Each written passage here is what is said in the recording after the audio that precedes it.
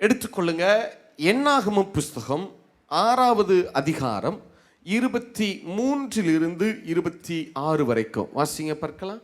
நீ ஆரோனோடும் அவன் குமாரரோடும் சொல்ல வேண்டியது என்னவென்றால் நீங்கள் இஸ்ரவேல் புத்திரரை ஆசீர்வதிக்கும் போது அவர்களை பார்த்து சொல்ல வேண்டியதாவது கர்த்தர் உன்னை ஆசீர்வதித்து உன்னை காக்க கடவர். கர்த்தர் தம்முடைய முகத்தை உன்மேல் பிரகாசிக்க பண்ணி உன்மேல் கிருபையாயிருக்க கடவர். கர்த்தர் தம்முடைய முகத்தை உன்மேல் பிரசன்னமாக்கி உனக்கு சமாதானம் கட்டளையிட கடவர் என்பதே. சரி, இந்த ஆசாரிய ஆசீர்வாதத்தை தான், இது ஆசாரிய ஆசீர்வாதம்னு சொல்லுவாங்க, priestly blessings அப்படின்னு சொல்லுவாங்க. இந்த ஆசாரிய ஆசீர்வாதத்தில் இருக்கிற ஒரு காரியத்தை இப்ப நம்ம தியானிக்க போறோம். அல்ல கவனிங்க, ஆசாரிய ஆசீர்வாதத்தை தியானிப்பது நம்முடைய நோக்கம் அல்ல. இந்த செஷனுடைய தீம் என்னன்னா, ஆசாரிய ஆசீர்வாதத்தை தியானிப்பது நம்முடைய நோக்கம் அல்ல. அந்த ஆசாரிய ஆசீர்வாதத்துக்குள்ள இருக்கிற ஒரு மிக முக்கியமான ஒரு கீயை, ஒரு முக்கியமான ஒரு காரியத்தை நம்ம தியானிக்க போறோம். சரியா? அதனால தயவு செய்து நல்லா உற்று கவனிங்க. நான் சொல்றேன், இத்தனை ஆண்டுகால உங்க வாழ்க்கையின் போராட்டங்கள் மாறும். உங்க போராட்டங்கள் மட்டும் மாறாது, அநேகருடைய போராட்டங்களுக்கு நீங்க தீர்வு சொல்வீங்க. இந்த ஒரு காரியம் சரியாயிருச்சுன்னு வச்சுக்கோங்க, அநேகருடைய போராட்டங்களுக்கு நீங்க என்ன கொடுக்க ஆரம்பிச்சிருவீங்க? தீர்வு கொடுக்க ஆரம்பிச்சிருவீங்க. எத்தனை பேர் ஆமேன்னு சொல்ல முடியும்? சரி, நல்லா கவனிங்களேன். நம்முடைய தேவைதான் என்ன? நமக்கு என்ன வேணும்? ஒரு விசுவாசியை கேட்டா என்ன சொல்லுவாங்க? உங்களுக்கு என்ன வேணும் அப்படின்னு கேட்டா என்ன சொல்லுவாங்க? 2 காரியம் சொல்லுவாங்க. என்ன? பிரதர், நல்ல ஆசீர்வாதமா இருக்கணும் பிரதர். பணத்துல, பொருள்ல, சொத்துகள்ல, எல்லாவற்றிலும் எப்படி இருக்கணும்? ஆசீர்வாதமா இருக்கணும். ஒண்ணுதானா? உண்மைதானா? எத்தனை பேர் ஆமேன்னு சொல்றீங்க? சரி, அடுத்து என்ன வேணும் பிரதர்? அடுத்து என்ன? என்னுடைய எல்லைகள்ல எந்த விதமான தீங்கும் வரக்கூடாது. கரெக்டா? ஆக்சிடென்ட் நடக்கக்கூடாது, வியாதி வரக்கூடாது, பிரச்சனைகள் வரக்கூடாது, இல்ல எதிர்பாராத அசம்பாவிதங்கள் எதுவும் என் வாழ்க்கையில் என்ன செய்யக்கூடாது? வரக்கூடாது. எனக்கு பாதுகாப்பு இருக்கணும். சொல்லுங்க, என்ன இருக்கணும்? கரெக்டு தானே? இந்த 2 தானே நம்முடைய ஆசை, நம்முடைய விருப்பம் எல்லாம், இல்ல? இந்த 2க்குள்ள எல்லாமே அடங்கிடும். என்ன? ஒன்று, கர்த்தரனை ஆசீர்வாதமா வச்சிருக்கணும் பிரதர். ஓகே. அடுத்து அவர் என்னையே நல்லா பாதுகாக்கணும் பிரதர். சரியா? வியாதி இருக்கக்கூடாது, ஆக்சிடென்ட் இருக்கக்கூடாது, கடன் வரக்கூடாது, பிரச்சனைகள் வரக்கூடாது, எதிர்பாராத விபத்துகள் இருக்கக்கூடாது, எதிர்பாராத நஷ்டங்கள் வரக்கூடாது, இழப்புகள் வரக்கூடாது. எனக்கு பாதுகாப்பு வேணும், செக்யூரிட்டி வேணும். ஒன்று பிளஸ்ஸிங்ஸ், another one செக்யூரிட்டி. இல்ல? இப்போ 24வது வசனம் வாசிங்களா? 24வது வசனம் தானே? 24 வாசிங்க. கர்த்தர் உன்னை ஆசீர்வதித்து, அந்த 2யுமே அங்க சொல்றாரு பாருங்க. கர்த்தர் உன்னை ஆசீர்வதித்து, அது பிளஸிங். அடுத்து உன்னை காக்க கடவர். அடுத்து பாதுகாப்பு, உன்னை காக்க கடவர், செக்யூரிட்டி. உண்மைதானா? எத்தனை பேர் ஆமேன்னு சொல்ல முடியும்? அப்ப இந்த 2ம் நமக்கு வேணும். ஆசீர்வாதமும் வேண்டும், பாதுகாப்பும் வேணும். இதுக்கு நான் என்ன செய்யட்டும்? எனக்கு ஒரு சிம்பிளா ஒரு வழி சொல்லிட்டு போங்க. ஆசீர்வாதமாகவும் இருக்கணும், அதே நேரத்தில் என்ன வரக்கூடாது? எனக்கு தீங்கு வரக்கூடாது, பாதுகாப்பு இருக்கணும். சரி, ஆசீர்வாதம், பாதுகாப்பு. சொல்லுங்க, என்னென்ன? ஒரே ஒரு தடவை நீங்க சொல்லிருங்க. என்னென்ன? ஆசீர்வாதம், அப்புறம் பாதுகாப்பு. Very good, super. இந்த 2 எப்படி வரும் அப்படின்னு கேட்டீங்கன்னா, முதல்ல ஆசீர்வாதத்துக்கு வருவோம். ஆசீர்வாதம் எதனால வரும் அப்படின்னு கேட்டா, அடுத்த வசனம் அதுக்கு நமக்கு பதில் சொல்லுது பாருங்க. 25வது வசனம் வாசிங்க. கர்த்தர் தம்முடைய முகத்தை உன்மேல் பிரகாசிக்க பண்ணி உன்மேல் கிருபையாய் இருக்க கடவர். உன்மேல் என்னவாக இருக்க கடவரா? அப்ப ஆசீர்வாதம் எப்படி வரும்னா, தேவனுடைய கிருபையினால தான் ஆசீர்வாதம் உண்டாயிருக்கும். எதனால? இல்லையா? லூக்கா 1:28 வாசிங்க. அவள் இருந்த வீட்டில் தேவதூதன் பிரவேசித்து கிருபை பெற்றவளே வாழ்க, கிருபை பெற்றவளே வாழ்க, கர்த்தர் உன்னுடனே இருக்கிறார், உன்னுடனே கூட இருக்கிறார், ஸ்திரீகளுக்குள்ளே நீ ஆசீர்வதிக்கப்பட்டவள் என்றான். அப்ப ஸ்திரீகளுக்குள்ளே அவ எப்படி ஆசீர்வதிக்கப்பட்டவளா இருந்தான்னா, அவ என்ன பெற்றவளாக இருந்தா? கிருபை பெற்றவள். Well done well done, super super. அப்ப ஒரு மனுஷனுக்கு ஆசீர்வாதம் எதனால வருகிறது என்றால், தேவனுடைய கிருபையினால தான் ஆசீர்வாதம் வருகிறது. நிறைய பேர் இதை தவறாய் புரிந்து கொள்ளுகிறார்கள். என்ன? நான் ஜெபிக்கிறதுனால ஆசீர்வாதம், நான் வேத வாசிக்கிறதுனால ஆசீர்வாதம், நான் உபவாசிக்கிறதுனால ஆசீர்வாதம், இதனால ஆசீர்வாதம். நல்லா கவனிங்க. இதெல்லாம் எதுக்குன்னா, நீங்க ஜெபிக்கணும், நிறைய வேதம் வாசிங்க, நிறைய ஜெபிங்க, கர்த்தர் சொன்னா உபவாசம் இருங்க, தப்பு கிடையாது இல்லையா? அதெல்லாம் செய்யணும். ஆனா இதெல்லாம் எதுக்காக செய்யணும்னா, ஆண்டவரோட இருக்கிற உறவுக்காகத்தான், ஐக்கியத்திற்காகத்தான். எத்தனை பேர் ஆமேன்னு சொல்ல முடியும்? இப்ப இதெல்லாம் செஞ்சு ஆண்டவரோட இருக்கிற உறவுல நம்ம பலப்படுகிறோம். ஒருவரோட ஒரு ரிலேஷன்ஷிப் அதிகமாக அதிகமாக என்ன நடக்கும் தெரியுமா? இப்போ ஒருத்தட்ட நீங்க ஒவ்வொரு நாளும் டெய்லி அவர்கிட்ட பேசிட்டே இருக்கீங்கன்னு வைங்களேன், நாளாக நாளாக ஆட்டோமேட்டிக்காக என்ன செஞ்சிருவீங்க தெரியுமா? நீங்க அவரை நம்ப ஆரம்பிச்சிருவீங்க. உண்மைதானா? எத்தனை பேர் ஆமேன்னு சொல்ல முடியும்? டெய்லி ஒரு ஃப்ரெண்டை பார்க்குறீங்க, அவர்கிட்ட ஷேர் பண்ணுறீங்க, இந்த காரியம் எப்படி இருக்குது, இது எப்படி இருக்குது, இது எப்படி இருக்குன்னு என்ன செய்றீங்க? ஷேர் பண்ணுறீங்க. அப்போ நாளாக நாளாக உங்கள் இருதயம் அவரை என்ன செய்ய ஆரம்பிச்சிடும்? நம்ப ஆரம்பிச்சிடும், விசுவாசிக்க ஆரம்பிச்சிடும். இல்லை? அதே தான் நீங்கள் தேவனோடு ஒவ்வொரு நாளும் பேச பேச, ஜெபிக்க ஜெபிக்க, வேதம் வாசிக்க வாசிக்க, அவரோடு உறவாட உறவாட ஆட்டோமேட்டிக்காக உங்களுக்கு அவர் மேலே என்ன பெருக ஆரம்பிச்சிடும்? விசுவாசம், நம்பிக்கை பெருகிறோம். விசுவாசமும் நம்பிக்கையும் பெருகிட்டா ஆட்டோமேட்டிக்காக அவர் கிருபையை கொடுக்க ஆரம்பிச்சிருவாரு. கிருபையை கொடுத்துட்டாருன்னா ஆட்டோமேட்டிக்காக ஆசீர்வாதங்கள் வர ஆரம்பிச்சு. எத்தனை பேர் ஆமேன்னு சொல்ல முடியும்? அப்போ ஜெபம், வேத வாசிப்பெல்லாம் எதுக்கு உதவி செய்யுதுன்னா, ஆண்டவரோட இருக்கிற எதுக்காக? உறவுக்காக, அந்த ரிலேஷன்ஷிப்புக்கு. சரி, அப்ப ஆசீர்வாதம் எதனால வருகிறது? கிருபையினால. சொல்லுங்க, ஆசீர்வாதம் எதனால வருகிறது? கிருபையினால. சரி, முதல்ல 2 காரியம் பார்த்தோம். நமக்கு 2 வேணும்னு சொன்னோம். என்னென்ன? ஒன்று ஆசீர்வாதம், இன்னொன்று என்னது? பாதுகாப்பு. ஆசீர்வாதம் எதனால வருது? கிருபையினால வருது. சரி, இப்போ பாதுகாப்பு வேணும் இல்லையா? பாதுகாப்பு எதனால வருது? அடுத்த வசனம் வாசிங்க, 26வது வசனம் வாசிங்க. கர்த்தர் தம்முடைய முகத்தை உன்மேல் பிரசன்னமாக்கி உனக்கு சமாதானம் கட்டளையிட கடவர் என்பதே. எங்க தேவனுடைய சமாதானம் ஆளுகை செய்கிறதோ அங்க தெய்வீக பாதுகாப்பும் இருக்கும். எங்க தேவனுடைய சமாதானம் ஆளுகை செய்கிறதோ அங்க என்னவும் இருக்கும்? தேவனுடைய பாதுகாப்பும் இருக்கும். இல்ல? 1 தெசலோனிக்கேயர் புத்தகம் 5வது அதிகாரம் 23வது வசனம். சமாதானத்தின் தேவன் தாமே, சமாதானத்தின் தேவன் தாமே உங்களை முற்றிலும் பரிசுத்தமாக்குவாராக, பரிசுத்தமாக்குவாராக. உங்கள் ஆவி, ஆத்துமா, சரீரம் முழுவதும் நம்முடைய கர்த்தராகிய இயேசு கிறிஸ்து வரும்போது குற்றமற்றதாய் இருக்கும்படி காக்கப்படுவதாக. அப்ப சமாதானத்தின் தேவன் தான் உங்களை, அவங்களுடைய ஆவி, ஆத்மா, சரீரம் எல்லாவற்றையும் அவரால் தான் பாதுகாக்க முடியும். எத்தனை பேர் ஆமேன்னு சொல்ல முடியும்? தேவன் பாதுகாப்பார்னு சொல்லல பாருங்க. என்ன தேவன் பாதுகாப்பார்னு சொல்றாரு? சமாதானத்தின் தேவன் தாமே உங்களை பாதுகாக்க கடவர். எத்தனை பேர் ஆமேன்னு சொல்ல முடியும்? அப்ப தேவ சமாதானம் எங்க இருக்கோ அங்க பாதுகாப்பும் இருக்கும். அங்க என்னவும் இருக்கும்? பாதுகாப்பும் இருக்கும். யோபு புத்தகம் 25வது அதிகாரம் 2வது வசனம். ஜோப் சாப்டர் 25 verse 2.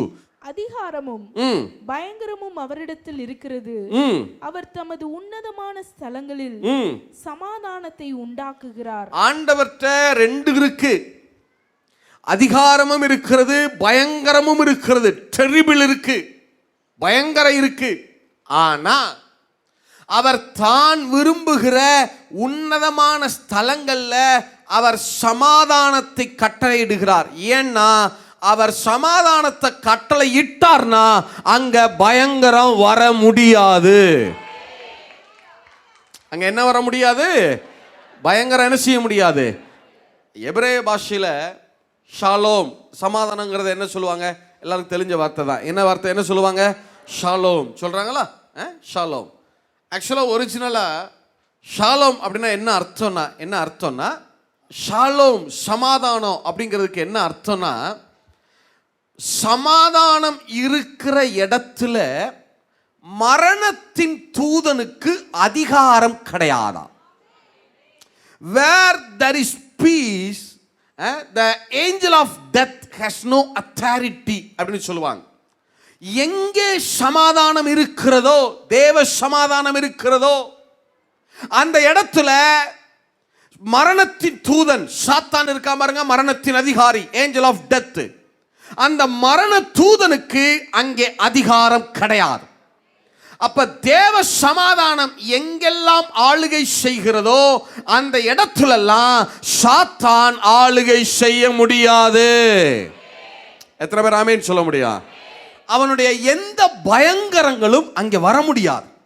அங்க ஒரு தெய்வீக பாதுகாப்பு உண்டாயிருக்கும், ஒரு டிவைன் செக்யூரிட்டி உண்டாயிருக்கும். எத்தனை பேர் ஆமென் சொல்ல முடியும்? எத்தனை பேர் ஆமென் சொல்ல முடியும்? சரி, ஒரே ஒரு ரிவைஸ் வந்துருவோம். நமக்கு ரெண்டு காரியம் வேணும். என்னென்ன நீங்க சொல்லுங்க பார்க்கலாம். ஒன்று என்ன? ஆசீர்வாதம், அடுத்து பாதுகாப்பு. சரி, ஆசீர்வாதம் எதனால வருகிறது? தேவனுடைய கிருபையினால. சொல்லுங்க, தேவனுடைய கிருபையினால. Very good. பாதுகாப்பு எதனால வருகிறது? தேவன் தருகிற சமாதானத்தால. சொல்லுங்க, தேவன் தருகிற சமாதானத்தினால. இல்லையா? அப்ப கவனிங்களேன், நமக்கு ஆசீர்வாதமும் பாதுகாப்பும் வேணும். இந்த ரெண்டு வரணும்னா இந்த ரெண்டு இருக்கணும். என்னென்ன? கிருபையும் சமாதானமும். சொல்லுங்க சொல்லுங்க, என்னென்ன இருக்கணும்? கிருபையும். அப்ப கிருபையும் சமாதானமும் இருந்தா ஆட்டோமேட்டிக்கா என்னவும் இருக்கும்? ஆசீர்வாதமும் பாதுகாப்பும் இருக்கும். எத்தனை பேர் ஆமென் சொல்ல முடியும்? திரும்பி சொல்லுங்க. ஆசீர்வாதமும் பாதுகாப்பும் இருக்கணும்னா என்னென்ன இருக்கணும்? கிருபையும் சமாதானமும். கிருபையும் சமாதானம் இருந்துட்டா என்ன வந்துடும்? ஆட்டோமேட்டிக்கா ஆசீர்வாதமும் பாதுகாப்பும். அதனாலதான் இந்த ஆசாரி ஆசீர்வாதத்தை பவுல் உட்பட, பேதுரு உட்பட எல்லாரும் நிருபங்களை எழுதும் போது என்ன சொல்லிட்டே இருப்பாங்க தெரியுமா? கிருபையும் சமாதானமும் உங்களுக்கு உண்டாவதாக. இல்ல, ரோமர் 1:3 வாசிங்க. நம்முடைய பிதாவாகிய தேவனாலும் கர்த்தராகிய இயேசு கிறிஸ்துவினாலும் உங்களுக்கு கிருபையும் சமாதானமும் உண்டாவதாக. 1 கொரிந்தியர் 1:3. நம்முடைய பிதாவாகிய தேவனாலும் கர்த்தராகிய இயேசு கிறிஸ்துவினாலும் உங்களுக்கு கிருபையும் சமாதானமும் உண்டாவதாக. அடுத்த நிருபம் 2 கொரிந்தியர் 1:2. நம்முடைய பிதாவாகிய தேவனாலும் கர்த்தராகிய இயேசு கிறிஸ்துவினாலும் உங்களுக்கு கிருபையும் சமாதானமும் உண்டாவதாக. எபேசியர் 1:2 வாசிங்க. நம்முடைய பிதாவாகிய தேவனாலும் கர்த்தராகிய இயேசு கிறிஸ்துவினாலும் உங்களுக்கு கிருபையும் சமாதானமும் உண்டாவதாக. கலாத்தியர் 1:3. பிதாவாகிய தேவனாலும் நம்முடைய கர்த்தராகிய இயேசு கிறிஸ்துவினாலும் உங்களுக்கு கிருபையும் சமாதானமும் உண்டாவதாக. ஏன் பவுல் தன்னுடைய நிருபங்கள் எல்லாம் ஆரம்பிக்கிறப்ப கிருபையும் சமாதானம் உண்டாகட்டும், கிருபை, இந்த ஆசாரி ஆசீர்வாதத்தை அப்படியே அவர் சொல்லிட்டே வர்றாரு பாருங்க, ரிப்பீட் பண்ணிட்டே வர்றாரு பாருங்க. ஏன் அவர் சொல்லிட்டே வர்றாருன்னா அவருக்கு நல்லா தெரியுது, கிருபையும் சமாதானம் வந்துருச்சுன்னா தேவ பிள்ளைகளுக்கு ஆட்டோமேட்டிக்கா என்னவோ வந்துடும்? ஆசீர்வாதமா பாதுகாப்பு வந்துடும். எத்தனை பேர் ஆமேன்னு சொல்ல முடியும்? சரி, இது வரைக்கும் விளங்கியிருக்கா? இது வரைக்கும் இந்த சொன்ன இந்த 4 காரியம் விளங்கியிருக்கா? விளங்கினவங்க ஒரு ஆமேன்னு சொல்லுங்க பார்க்கலாம். சரி, திருப்பி வரலாம். ஒரே ஒரு தடவை கேள்வி கேட்குறேன், அப்பதான் உங்களுக்கு விளங்கும். நமக்கு 2 வேணும். என்னென்ன? ஆசீர்வாதம், பாதுகாப்பு. ஆசீர்வாதம் எதனால வருது? கிருபையினால. பாதுகாப்பு எதனால வருது? சமாதானத்தால. சரி, இப்ப அடுத்த கேள்வி, பிரதர், இப்ப எனக்கு கிருபையும் சமாதானமும் எப்படி வரும்? ஆசீர்வாதமும் பாதுகாப்பும் கிருபை சமாதானத்தினால வருது, ரைட், ஓகே. இப்ப கிருபையும் சமாதானமும் எனக்கு வேணும்ல, அது எப்படி வரும்? இல்ல, அது எப்படி வரும்னு அந்த பகுதியிலே எழுதி இருக்கு பாருங்க, வாசிங்க. என்னாகும் புஸ்தகம் 6வது அதிகாரம் 25, 26 ரெண்டையும் சேர்ந்து வாசிங்க பார்க்கலாம். இப்ப நீங்க இதை வாசிங்களேன். வாசிக்கிறப்ப 2 வசனத்திலையும் ஒரே காரியம் ரிப்பீட் ஆகும் பாருங்க. 2 வசனத்திலையும் ஒரு காமன் ஃபேக்ட் இருக்கும் பாருங்க. ஒரே காரியம் 2 வசனத்திலையும் திரும்ப திரும்ப வரும் பாருங்க. என்ன காரியம் திரும்ப திரும்ப வருதுன்னு பாருங்களேன். கிருபையை தர்றதுக்கு, சமாதானத்தை தர்றதுக்கு தேவன் என்ன செய்யறாருன்னு ஒரு காரியம் 2 வசனத்துல எழுதியிருக்கும் பாருங்க.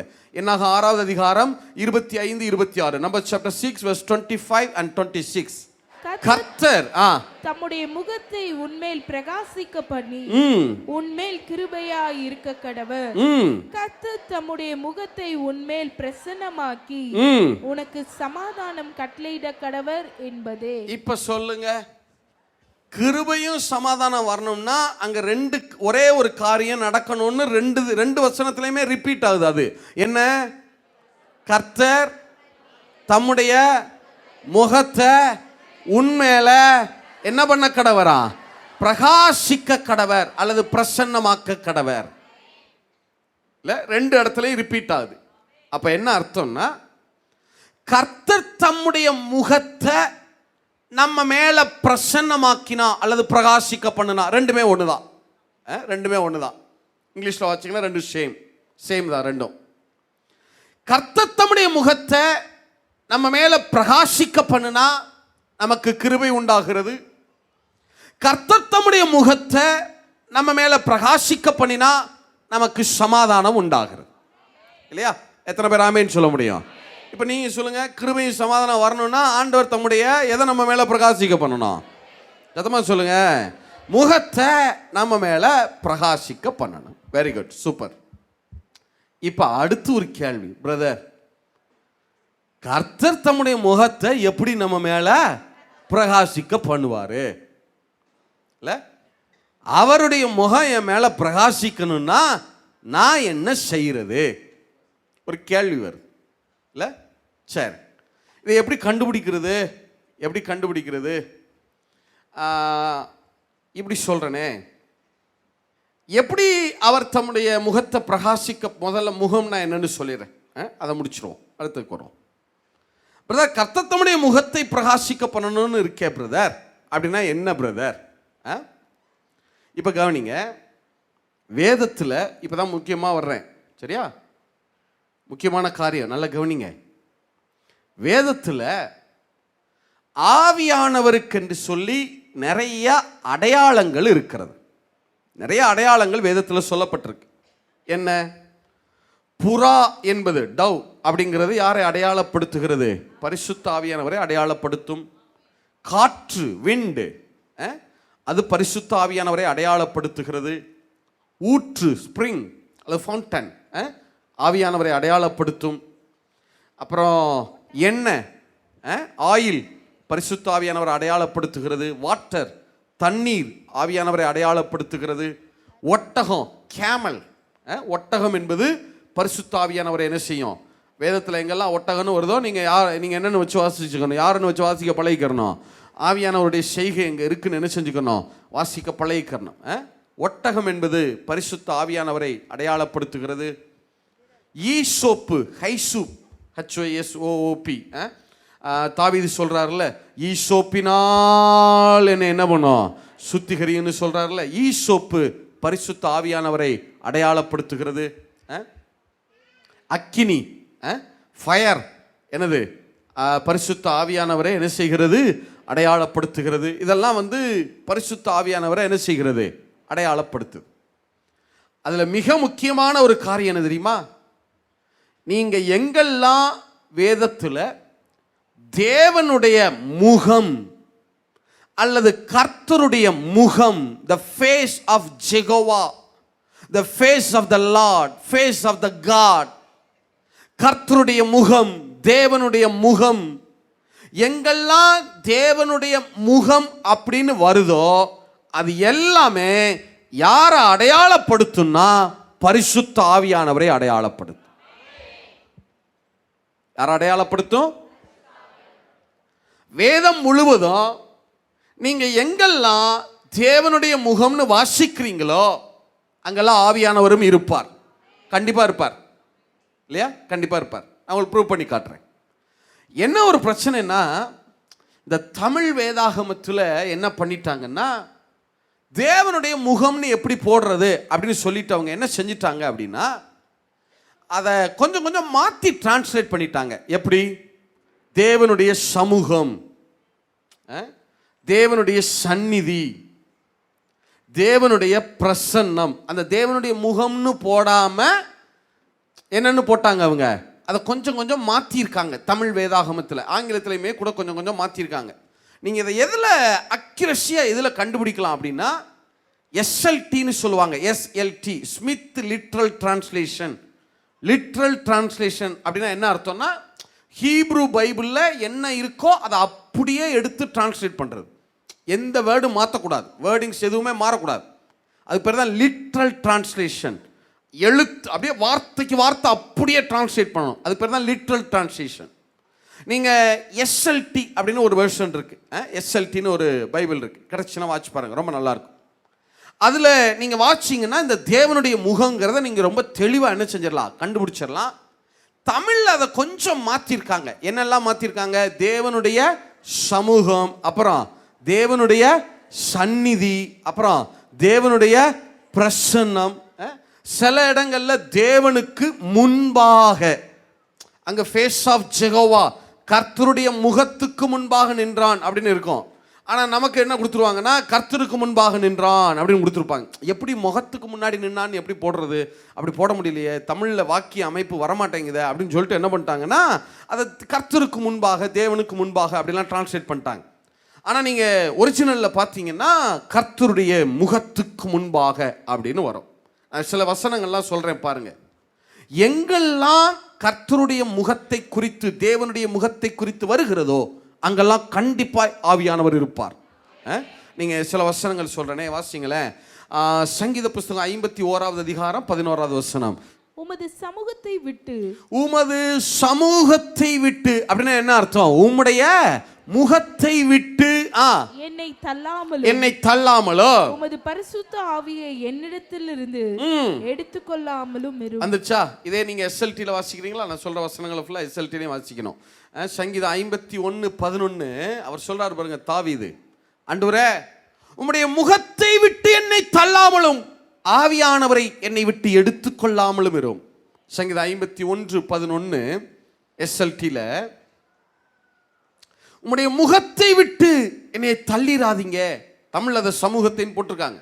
ஆனால் ஹீப்ருல நீங்கள் ஒரிஜினலில் வாசிங்கன்னா, உம்முடைய முகத்தை விட்டு என்னை தள்ளிராதீங்க அப்படின்னா என்ன அர்த்தம், ஆவியானவரை விட்டு என்னை என்ன பண்ணிடாதீங்க, தள்ளிராதீங்க.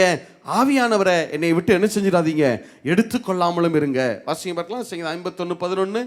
Thou wilt not cast me away from thy face. From thy face, உம்முடைய முகத்தை விட்டு என்னை தள்ளாமலும்.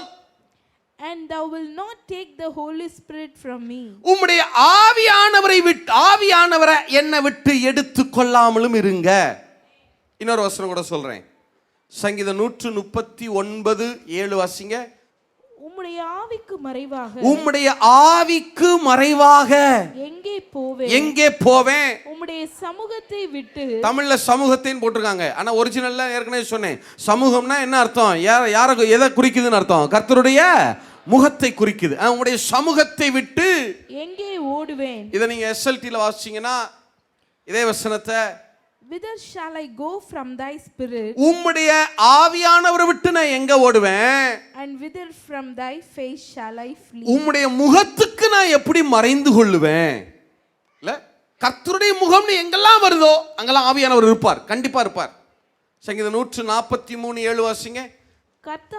கர்த்தாவே சீக்கிரமாய் எனக்கு செவிகொடும், சீக்கிரமாய் எனக்கு செவிகொடும். என் ஆவி தொய்ந்து போகிறது, நான் குளிர் இறங்குறவர்களுக்கு ஒப்பாகாதபடிக்கு உமது முகத்தை எனக்கு மறையாதேயும். அந்த முகம்னு எங்கெல்லாம் வருதோ அங்கெல்லாம் ஆவியானவர் வந்துருவார்.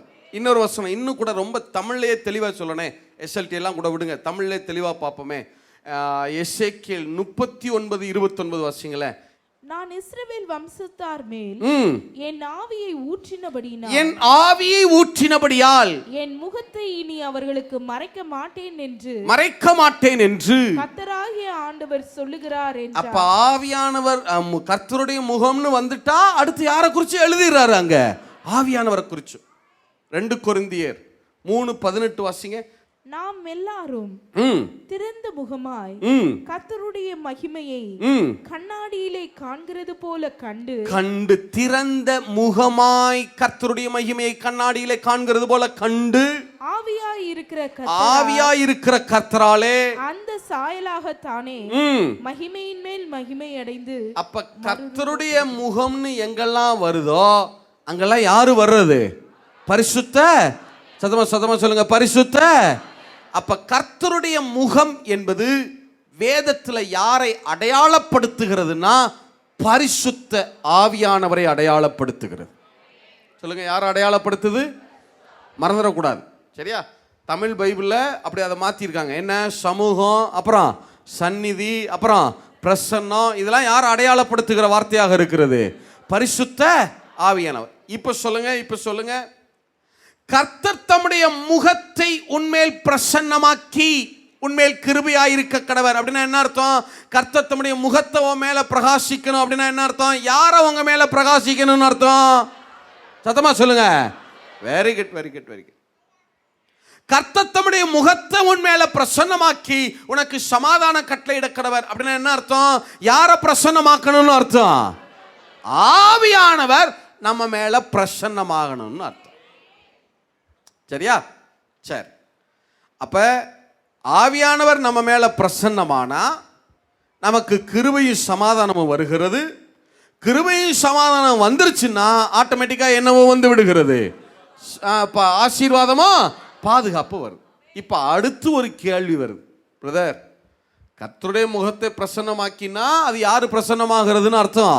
ஆவியானவர்னு அர்த்தம். சரி, ஆவியானவர் எப்படி என் மேல தன்னுடைய முகத்தை எப்படி பிரகாசிக்க பண்ணுவாரு? அடுத்து அது ஒரு கேள்வி வருதுல. சரி, கர்த்தருடைய முகங்கிறது ஆவியானவர் தான், வேத எல்லா இடங்களிலும் சொல்லுகிறது. Right, okay. இப்ப ஆவியானவர் என்னுடைய தம்முடைய முகத்தை என் மேல எப்படி பிரசன்னமாக்குவாரு, எப்படி பிரகாசிக்க பண்ணுவாரு? அதை எப்படி நான் கண்டுபிடிக்கிறது? இல்ல, சரி, அதை எப்படி கண்டுபிடிக்கிறதுன்னு சொல்றேன். இப்ப கவனிங்களேன். இப்ப மற்ற இடங்களை விட நான் உங்க பார்வையில கொஞ்சம் பிரகாசமா தெரிகிறேன். உண்மைதானா? எத்தனை பேர் ஆமேன்னு சொல்ல முடியும்? ஏன் பிரகாசமா தெரிகிறேன்னா என் மேல என்ன விழுந்துட்டு இருக்கு? சத்தமா சொல்லுங்க. வெளிச்சம் என் மேல என்ன பண்ணிட்டு இருக்கு? ஒரு பெரிய வெளிச்சம் என் மேல விழுகுது. அப்ப நீங்க ஆவியானவர் எப்படி பிரசன்னமாகுவார், எப்படி பிரகாசிப்பார் நீங்க எப்படி கண்டுபிடிச்சுக்கலாம்னா, அவர் தன்னுடைய முகத்தை யாரு மேலையாவது பிரகாசிக்க பண்ணி அதனால அந்த மனிதனுடைய முகமும் சேர்ந்து பிரகாசிச்சிருக்கா, வேதத்துல எங்கேயாவது அப்படி இருக்கா அப்படின்னு நீங்க பார்த்தீங்கன்னா, எங்க யாரு மேல ஆவியானவர் பிரசன்னமானாரு, எப்படி பிரகாசிச்சாரு அப்படிங்கிறத கண்டுபிடிச்சிடலாம். உண்மைதானா? எத்தனை பேர் ஆமேன்னு சொல்ல முடியும்? இப்ப நீங்க சொல்லுங்க, வேதத்துல ஒரே ஒரு மனுஷனுடைய முகம், பழைய ஏற்பாட்டில் ஒரு மனுஷன், புதிய ஏற்பாட்டில் ஒரு மனுஷன் இருக்கான். பழைய ஏற்பாட்டில் வருவோம். பழைய ஏற்பாட்டில் ஒரு மனுஷனுடைய முகம், அவன் முகம் அவ்வளவாய் பிரகாசித்தது. யாருடைய முகம்? சத்தமா சொல்லுங்க, யாருடைய முகம்? Very good. ஏன் மோசேயினுடைய முகம் பிரகாசித்தது? எப்படி பிரகாசிச்சது? அவன் மேல யாரு பிரகாசிச்சது? அதை பார்த்துடலாம். சரியா? சரி, வாசிங்க.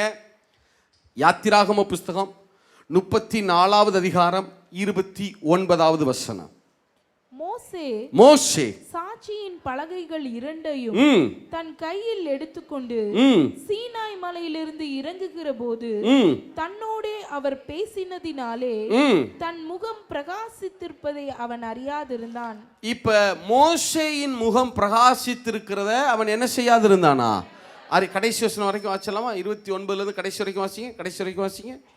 மோசே சாட்சியின் பலகைகள் இரண்டையும் தன் கையில் எடுத்துக்கொண்டு சீனாய் மலையிலிருந்து இறங்குகிற போது தன்னோடே அவர் பேசினதினாலே தன் முகம் பிரகாசித்திருப்பதை அவன் அறியாதிருந்தான். ஆரோனும் இஸ்ரவேல் புத்திரர் எல்லாரும் மோசேயை பார்க்கும்போது அவன் முகம் பிரகாசித்திருப்பதை கண்டு அவன் சமீபத்தில் சேர பயந்தார்கள். மோசே அவர்களை அழைத்தான். அப்பொழுது ஆரோனும் சபையில் உள்ள பிரபுக்கள் யாவரும் அவனிடத்திற்கு திரும்பி வந்தார்கள். மோசே அவர்களோட பேசினான். பின்பு இஸ்ரவேல் புத்திரர் எல்லாரும் அவனிடத்தில் சேர்ந்தார்கள். அப்பொழுது அவன் சீனாய் மலையில் கர்த்தர் தன்னோட பேசினவைகளை எல்லாம் அவர்களுக்கு கற்பித்தான். மோசே அவர்களோட பேசி முடிக்கும் அளவும் தன் முகத்தின் மேல் முக்காடு போட்டு இருந்தான். மோசே கர்த்தருடைய சந்நிதியில் அவருடைய பேசும்படிக்கு உட்பிரவேசித்தது முதல் வெளியே புறப்பட்டு மட்டும் முக்காடு போடாதிருந்தான்.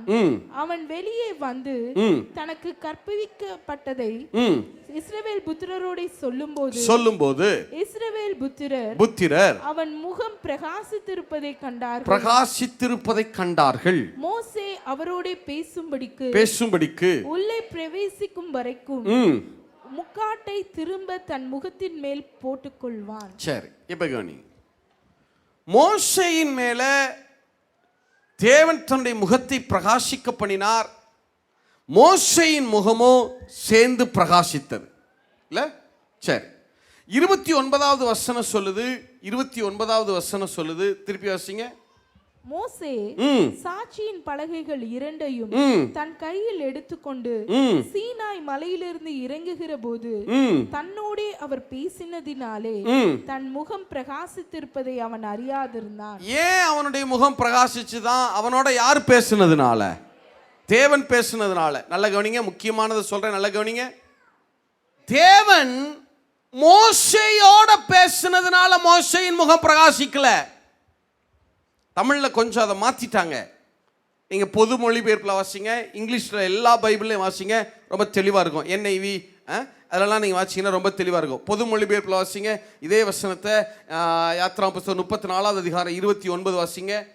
தேவன் மோசேயோட பேசினதுனால மோசேயின் முகம் பிரகாசிக்கலையா? வார்த்தை எப்படி இருக்குன்னா, மோசே தேவனோட பேசினதுனால அவனுடைய முகம் பிரகாசித்ததா? மோசே சீனாய் மலையிலிருந்து இறங்கி செல்கையில் உடன்படிக்கை பலகைகள் இரண்டையும் தன் கையில் தாங்கிக் கொண்டிருந்தார். மோசே கடவுளோடு பேசியதால் அவர் முகத் தோற்றம் ஒளிமயமாய் இருந்தது. இங்க தேவன் மோசேயோட பேசினதுனால முகம் பிரகாசிக்கல. மோசே தான் யாரோட பேசினானா? தேவனோட பேசினதுனால அவன் முகம் பிரகாசித்தது. இயர்வில வாசிங்க இதே வசனத்தை. பின் மோசே சீனாய் மலையிலிருந்து உடன்படிக்கை எழுதப்பட்ட இரண்டு கற்பலகைகளையும் எடுத்துக்கொண்டு இறங்கி வந்தான். கர்த்தரோடு அவன் பேசியதால் அவன் முகம் பிரகாசித்தது. அப்ப கர்த்தர் மோசேயோட பேசினதுனால அவன் முகம் பிரகாசிக்கல. யாரோட பேசினதுனால? மோசே தான் யாரோட பேசுறான்? கர்த்தரோட பேசினதுனால அவன் முகம் என்ன செய்தது? பிரகாசித்தது. இப்ப கவனிங்க, இப்ப மோசேயின் முகம் பிரகாசித்ததுக்கு காரணம் என்ன? அவன் யாரோட பேசினா? சத்தமா யாரோட பேசினா? கர்த்தரோட பேசினான்ல. இப்ப ஒரு கேள்வி வருது, பிரதர், மோசே கர்த்தரோட பேசினா அவன் முகம் பிரகாசிச்சது இருக்கட்டும், ஆனா கர்த்தரோடனா யாரோட? பிதாவோடையா, குமாரனாகிய இயேசுவோடையா, பரிசுத்த ஆவியானவரோடையா? யாரோட பேசுனா? கேள்வி வருதுல. இப்ப கவனிங்க, இந்த திருத்துவத்துல மோசே யாரோட பேசுனா அதை கண்டுபிடிக்கணும்ல. எப்படி கண்டுபிடிக்கிறது? வார்த்தை சொல்லுது பாருங்க. அவன் கற்பலகைகளை எடுத்துக்கொண்டு இறங்கி வருகிறான். சொல்லுங்க, எதை எடுத்துக்கொண்டு இறங்கி வருகிறான்? கற்பலகைகளை எடுத்துக்கொண்டு என்ன செய்யறான்? இறங்கி வர்றான். இந்த கற்பலகை யார் எழுதி கொடுத்தது தெரியுமா? வாசிங்க, யாத்ரா 31:18 வாசிங்க. சீனாய் மலையில் அவர் மோசேயோட பேசி முடித்த பின் தேவனுடைய விரலினால் எழுதப்பட்ட கற்பலகைகளாகிய சாட்சியின் 2 பலகைகளை அவனிடத்தில் கொடுத்தார். தேவனுடைய விரல்னா என்ன அர்த்தம்? அது யாரை அடையாளப்படுத்துகிறது தெரியுமா? லூக்கா புஸ்தகம் 11:20 வாசிங்க. நான் தேவனுடைய விரலினாலே பிசாசுகளை துரத்துகிறபடியால் தேவனுடைய ராஜ்யம் உங்களிடத்தில் வந்திருக்கிறது. அப்படியே மத்தேயு 12:28 வாசிங்க. மத்தேயு 12:28 வாசிங்க.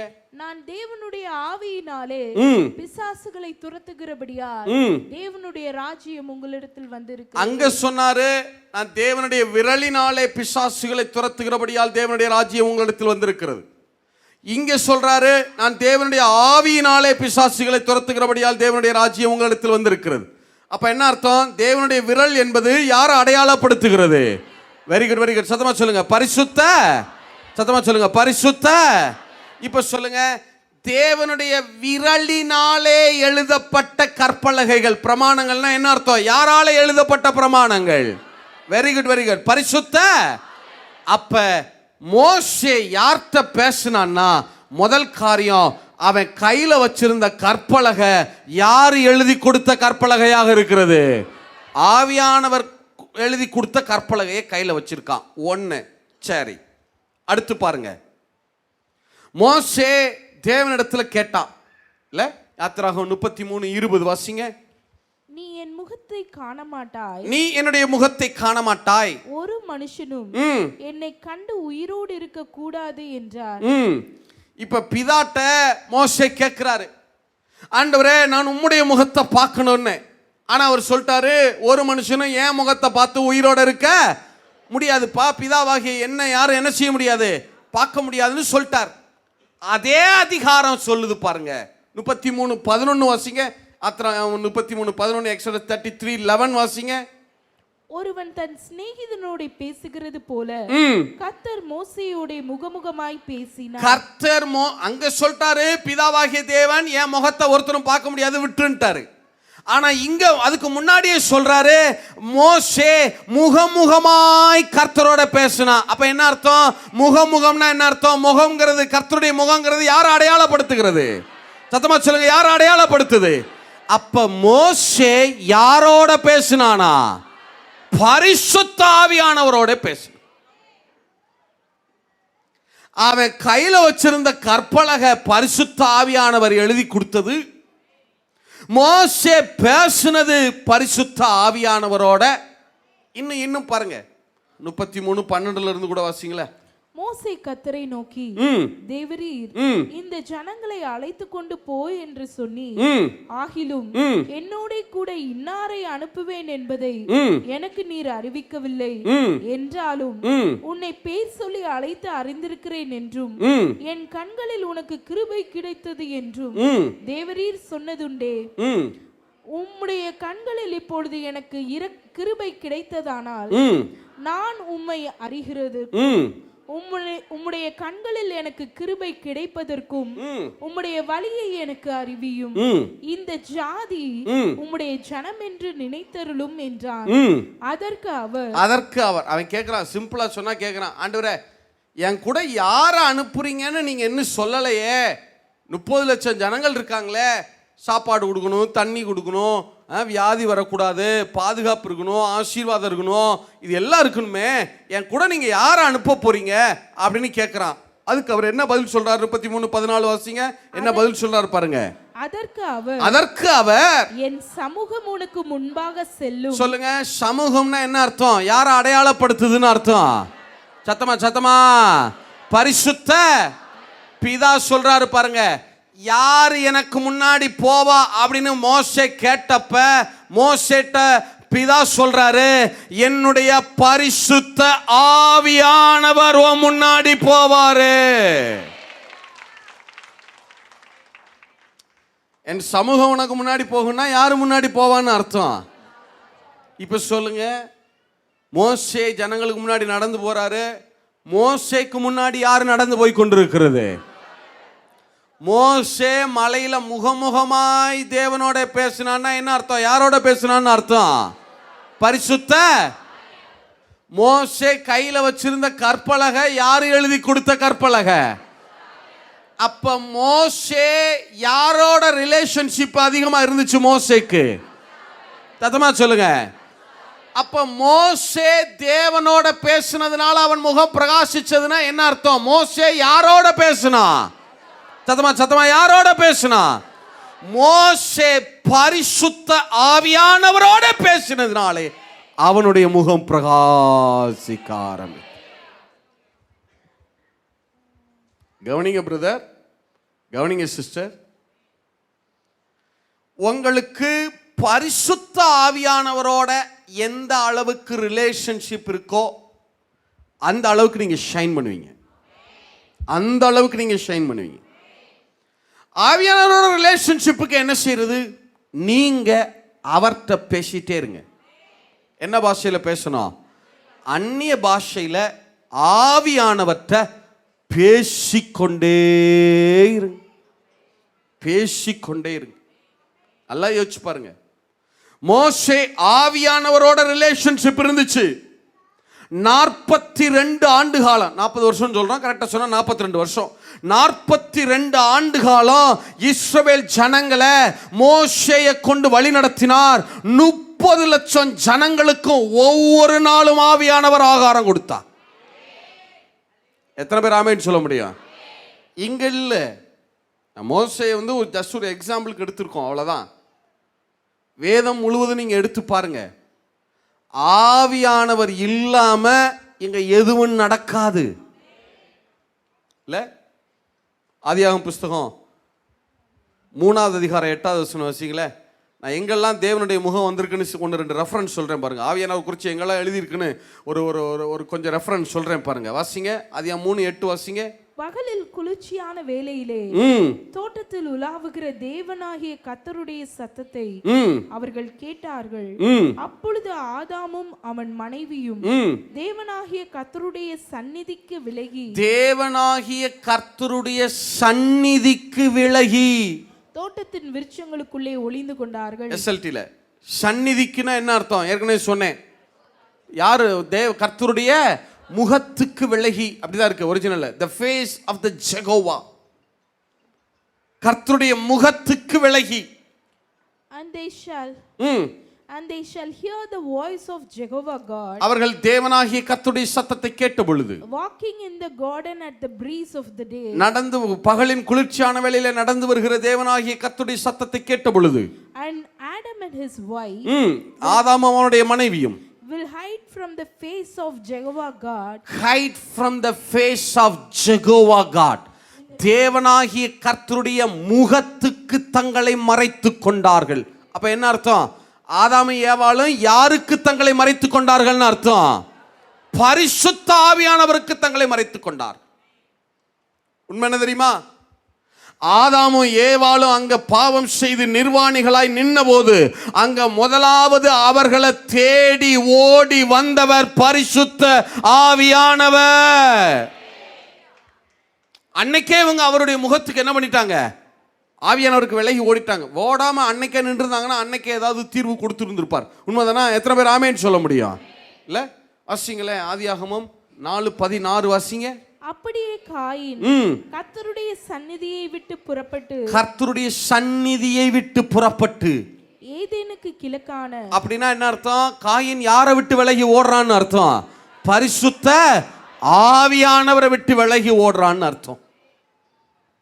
இல்ல, இந்த பூமியே சீர்கெட்டதா இருந்துச்சு பாருங்க. நோவா காலத்துல 6:11 தானா? வாசிங்க. பூமியானது தேவனுக்கு முன்பாக சீர்கெட்டதா இருந்தது. பூமியானது தேவனுக்கு முன்பாக அப்படின்னு தமிழ்ல இருக்கு. எஸ்எல்டில வாசிச்சு பாருங்க. தேவனுடைய முகத்துக்கு முன்பாக சீர்கெட்டதா இருந்தது. அப்ப என்ன அர்த்தம்? யாருக்கு முன்னாடி சீர்கெட்டதாக இருந்தது? பரிசுத்த ஆவியானவருக்கு முன்பாக சீர்கெட்டதா. The earth shall be corrupted to the face of God. Face of God, தேவனுடைய முகத்துக்கு முன்பாக அது சீர்கெட்டதா இருந்தது. நோவா காலத்துல பூமியை உற்று கவனிச்சு பார்க்கிறாரு ஆவியானவர். ஆவியானவருக்கு முன்னாடியே அந்த பூமி சீர்கெட்டதா இருக்கு. அதனாலதான் வேதம் சொல்லுது, என்னுடைய ஆவி என்றைக்கும் மனுஷரோட கூட என்ன செய்வதில்லை, போராடுவதில்லை. இல்ல, நோவா யாருக்கு முன்னாடி நீதிமானா இருந்தான்? 7வது அதிகாரம் 1வது வசனம் வாசிங்க. அதே 7:1 வாசிங்க. கர்த்தர் நோவாவை நோக்கி நீயும் உன் வீட்டார் அனைவரும் பேழைக்குள் பிரவேசியுங்கள், இந்த சந்ததியில் உன்னை எனக்கு முன்பாக நீதிமானாக கண்டேன். தமிழ்ல எனக்கு முன்பாக நீதிமானாக கண்டேன்னு இருக்கு. அதே இது நீங்க எஸ்எல்டில வாசிச்சு பாருங்க.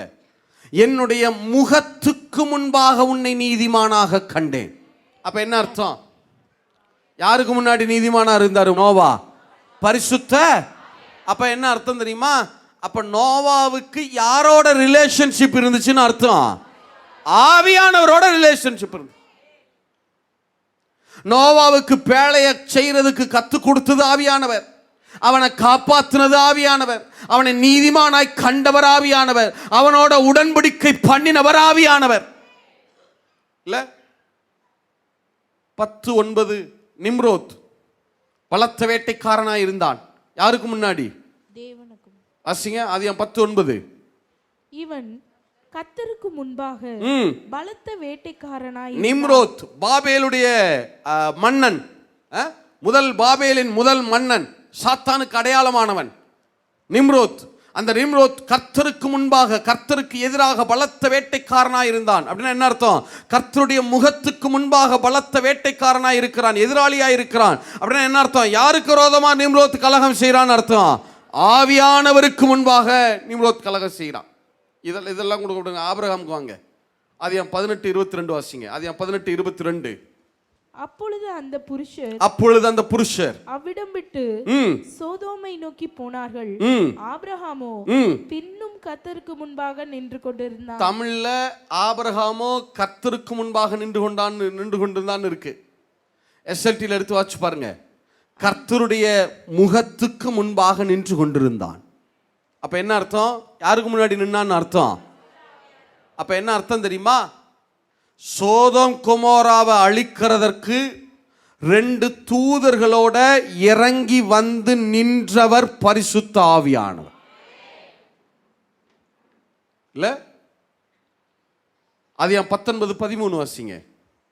ஆபிரகாம் பரிந்து பேசுறான் பாருங்க. யார்கிட்ட பரிந்து பேசுகிறான்? ஆதியாகமம் 19:13. நாங்கள் இந்த ஸ்தலத்தை அழிக்க போகிறோம், இவர்கள் கூக்குரல் கர்த்தருடைய சமூகத்தில் பெரிது.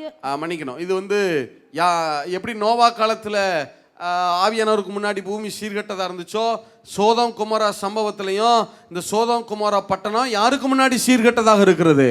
பரிசுத்த ஆவியானவருக்கு முன்னாடி அந்த சோதோம் குமாராவின் கூக்குரல் எழும்புகிறது. 27 19:27 வாசிங்க.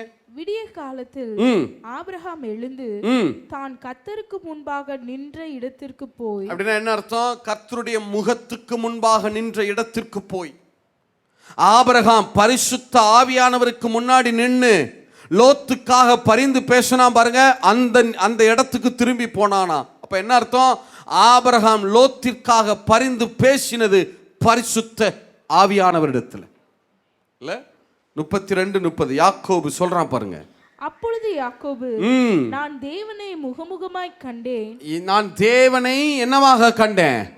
முகமுகமாய் கண்டேன். உயிர் தப்பி பிழைத்தேன் என்று சொல்லி அந்த ஸ்தலத்திற்கு பெனியேல் என்று பெயரிட்டார். பெனியேல் அப்படின்னா என்ன அர்த்தம் தெரியுமா? தேவனுடைய முகம். எபிரேய பாஷையில பெனியேல் அப்படின்னா the face of Jehovah, face of God. Peniel face of God, தேவனுடைய முகம் அப்படின்னு அர்த்தம். அப்ப யாக்கோபு சொல்றான் நான் தேவனை முகமுகமா கண்டேன். அப்படின்னா என்ன அர்த்தம்? யாரை கண்டான்னு அர்த்தம்? சத்தமா சொல்லுங்க. பரிசுத்த ஆவியானவரை பார்த்தான். அப்ப யாக்கோபுக்கு யாரோட ரிலேஷன்ஷிப்? அந்த இடத்துல யாக்கோபு 2 பேரை பார்த்திருக்கான். இயேசுவையும் பார்த்தான், ஆவியானவரையும் பார்த்தான். இல்ல இயேசுவையும் பார்த்தான், அடுத்து யாரையும் பார்த்தான்? ஆவியானவரையும் பார்த்தான். பிந்தின அது எப்படி சொல்றீங்க பிரதர்? பிந்தின அதிகாரத்தில் அது வரும். அவன் போய் ஒரு கற்றூனுக்கு 2 வார்க்கிறான்.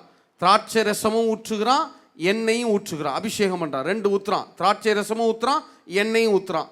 திராட்சை ரசம் ரத்தத்தை குறிக்குது, அது இயேசுவை குறிக்குது. அடுத்து எண்ணெய் ஊற்றுகிறான். அது எண்ணெய் யாரை அடையாளப்படுத்துகிறது? பரிசுத்த ஆவியானவர். அப்ப யாக்கோபு 2 பேரையும் அங்க பார்த்திருக்கிறான். இந்த சம்பவத்துல முதல்ல இயேசுவை பார்த்திருக்கிறான், அடுத்து யாரையும் பார்த்திருக்கிறான்? ஆவியானவர். நீங்களும் அப்படித்தானே? முதல்ல இயேசுவை சொந்த ரட்சகராக ஏற்றுக்கொண்டீங்க, இயேசுவை பார்த்தீங்க, இப்ப பரிசுத்த ஆவியானுடைய அபிஷேகத்தையும் பெற்றுக்கொண்டு இருக்கீங்க. உண்மைதானா? எத்தனை பேர் ஆமேன்னு சொல்ல முடியும்? அப்ப யாக்கோபு பரிசுத்த ஆவியானவரை பார்த்தான். அங்க வாசிக்கல, அடுத்த வருஷம் வாசிக்க 31. பெனியேலை கடந்த போது, அவன் பெனியேலை கடந்து போகையில் சூரியன் உதயமாயிற்று. பெனியேலை கடந்து போகையில் சூரியன் உதயமாயிற்று. யாக்கோபு தேவனுடைய முகத்தை கடக்கையில் சூரியன் உதயமாயிற்று. தேவனுடைய முகத்தை கடக்கலைன்னா என்ன அர்த்தம்? யாரை கடந்து போகையில? பரிசுத்த யாக்கோபு பரிசுத்த ஆவியானவரை சந்தித்து விட்டு அவன் கடந்து போகிறான். அவனுக்கான சூரியன் உதயமாக ஆரம்பிக்கிறது. யோசிச்சு பாருங்க. நோவாவுக்கு ஆவியானவரோட ரிலேஷன்ஷிப் இருந்திருக்கு. ஆதாம் ஆவியானவருக்கு விலகி ஓடி இருக்கான் இல்ல. ஆபிரகாம் ஆவியானவரை தரிசித்து இருக்கிறாரு, ஆவியானவர்கிட்ட பேசி இருக்காரு, ஆவியானவர்கிட்ட பரிந்து பேசி இருக்காரு லோத்துக்காக. நோவாவுக்கு ஆவியானவரோட ரிலேஷன்ஷிப் இருந்துச்சு. இந்த யாக்கோபு ஆவியானவரை முகமுகமாய் தரிசித்தான். அவரை பார்த்துட்டு கடந்து போகிறான். அவனுடைய சூரியன் உதயமாக ஆரம்பிக்கிறது. மோசே பரிசுத்த ஆவியானவரோட அவ்வளவு ரிலேஷன்ஷிப் இருந்துச்சு. சீனாய் மலையில பிதாவோட பேசினதை விட, மோசே குமாரனாகிய இயேசுவோட பேசினதை விட, மோசேயினுடைய ரிலேஷன்ஷிப் அதிக யார்கிட்ட இருந்துச்சுன்னா பரிசுத்த ஆவியானவரோட இருந்துச்சு. தாவீது சொல்றான் பாருங்க, என்ன வேணா செஞ்சுக்குங்க, உங்க ஆவியானவரை மட்டும் என்னை விட்டு எடுத்துறாதீங்க இல்ல. அப்ப அவருடைய முகம் உங்க மேல பிரகாசிக்கணும்னா, ஆவியானவர் உங்க மேல பிரகாசிக்கணும்னா, உங்களுக்கு அவரோட ஒரு ரிலேஷன்ஷிப் இருக்கணும். நீங்க அவர்கிட்ட பேசிக்கொண்டே இருக்கணும். அந்நிய பாஷையில் அவரோட சம்பாஷித்து கொண்டே இருக்கணும். எத்தனை பேர் ஆமேன் சொல்ல முடியும்? எத்தனை பேர் ஆமேன் சொல்ல முடியும்? என்ன ஒரு ஆச்சரியம் தெரியுமா? பழைய ஏற்பாட்டில் பிதாவாகிய தேவனுடைய நாட்களில் பிதாவாகிய தேவனை யாரும் கண்டுக்கல. அடுத்து இயேசு பூமிக்கு வந்தாரே, இயேசுவின் நாட்களில் இயேசுவை யாரும் கண்டுக்கல. இப்ப ஆவியானவருடைய காலத்தில் ஆவியானவரை யாரும் கண்டுக்கிறது இல்ல. பிதாவின் நாட்களில் யாரை கண்டுக்கல? தேவனை பிதாவை கண்டுக்கல. இயேசு இந்த பூமிக்கு வந்தாரே, 33 வருஷம் இந்த பூமியில உயிர் வாழ்ந்தாரே, இயேசுவின் நாட்களில் இந்த பூமியில யாரும் அவரை என்ன செய்ய மாட்டேன்ட்டாங்க. யூதர்கள் இருந்து யாரும் அவரை என்ன செய்யல, கண்டுக்கல. அடுத்து இப்போ பரிசுத்த ஆவியானவருடைய யுகம், era of the Holy Spirit, பரிசுத்த ஆவியானவருடைய காலத்தில் இப்ப யாரும் யாரை கண்டுக்கிறது இல்லை? பரிசுத்த ஆவியானவரை கண்டுக்கிறது இல்லை. நல்ல கவனிங்க. மோசே முகமுகமாய் தரிசித்தார், ஆபிரகாம் முகமுகமாய் தரிசித்தான் பரிசுத்த ஆவியானவர் இல்ல. யோசிச்சு பாருங்களேன். இப்ப நான் சொல்றேன், உங்க மைண்ட்ல பிக்சரைஸ் பண்ணி பாருங்க. பிதாவாகிய தேவன் சொன்ன உடனே உங்களுக்கு அது தெரியுதா? வெண் தலைமயிரோட, பனியை போன்ற கேசத்தோட, தலைமுடியோட, பிதாவாகிய தேவன் மின்னலை போன்ற வஸ்திரத்தோட பிதாவாகிய தேவன். நம்மளால அதாவது கம்ப்ளீட்டா அவரை ஆவியில தரிசிக்க முடியலைன்னா கூட ஒரு ஒரு என்ன சொல்ல முடியாது, நம்மளால ஒரு ஒரு ஒரு தோராயமா ஓரளவு அவர் என்ன செய்ய முடியுது, நம்முடைய ஆவியில என்ன செய்ய முடியுது, அவரை தரிசிக்க முடியுது, இமேஜின் பண்ணி பார்க்க முடியுது. உண்மைதானா? எத்தனை பேர் ஆமேன்னு சொல்ல முடியும்? அடுத்து குமாரனாகிய இயேசு காகம் போன்ற கருமையான கூந்தலோட, புறாவை போன்ற கண்களோட, வெண்கலம் போன்ற தேகத்தோட, நல்ல இளம் வயதுல, வாலிப வயதுல குமாரன் இயேசு, அவரையும் நம்மளால தரிசிக்க முடியுது. முற்றுமுடிய தரிசிக்க முடியலன்னா கூட ஓரளவு நம்மளால அதை என்ன செய்ய முடியுது, அதை கொஞ்சம் நம்ம மைண்ட்ல என்ன செய்ய முடியுது, ஆவியில் என்ன செய்ய முடியுது, கொஞ்சம் அவரை அப்படி தரிசிக்க முடியுது இல்ல. சரி, அடுத்து பரிசுத்த ஆவியானவர்.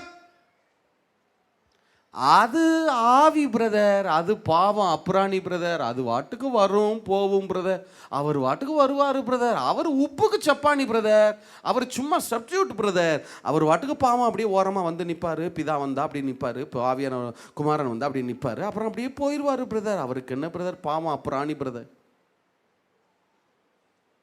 ஏன் ஆவியானவரை தரிசிக்க முடியல?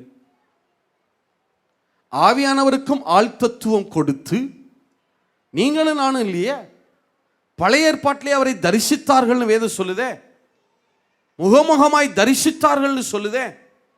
அப்ப ஆவியானவருடைய இம்பார்ட்டன்ஸ் பழைய ஏற்பாட்டிலேயே எந்த அளவுக்கு இருந்திருக்கிறது இல்ல. அப்ப ஏன் நம்மால ஆவியானவரை தரிசிக்க முடியல? ஏன் தரிசிக்க முடியலன்னா, பிதாவோடு நமக்கு இருக்கிற உறவு, குமாரனாகிய இயேசுவோடு நமக்கு இருக்கிற உறவு யாரோட இல்ல? ஆவியானவரோட இல்லைன்னு அர்த்தம். அவரோட நீங்க அதிகமாய் பேசி பழகலைன்னு அர்த்தம். எப்படி பிதாவுக்கு ஒரு ஆள் தத்துவம் இருக்கிறதோ, ஒரு பர்சனாலிட்டி இருக்கோ, குமாரனுக்கு எப்படி ஒரு பர்சனாலிட்டி இருக்கோ, அதை போல ஆவியானவருக்கு ஒரு ஆள் தத்துவம் இருக்கு. அவர் பேருதான் ஆவியானவரை ஒழிய அவர் உண்மையில ஒரு ஆவி இல்லை. அப்படியே ஆவியானவர் பிரதர், அது அப்படியே போக மாறி பிரதர், அப்படியே வரும் போகும் பிரதர், பாவம் பிரதர் இல்ல பிரதர். திருத்துவத்தில் பிதாவுக்கு என்ன முக்கியத்துவம் இருக்கிறதோ, குமாரனுக்கு என்ன முக்கியத்துவம் இருக்கிறதோ, அதே முக்கியத்துவம் பரிசுத்த ஆவியானவருக்கும் இருக்கு. ஒவ்வொரு நாளும் அவரோட பேசுங்க. உங்க பக்கத்தில் அவர் இருக்கிறவராகவே உணருங்க. அவர்கிட்ட எல்லாவற்றையும் ஷேர் பண்ண ஆரம்பிங்க. நீங்க எங்க போனாலும் சொல்லுங்க, என்ன நடந்தாலும் சொல்லுங்க, பிளஸ்ஸோ மைனஸோ எல்லாவற்றையும் அவரோட சம்பாஷிக்க ஆரம்பிங்க. அவர் உங்களோட பேசுறாரோ இல்லையோ, நீங்க அவரோட பேசிக்கொண்டே இருங்க.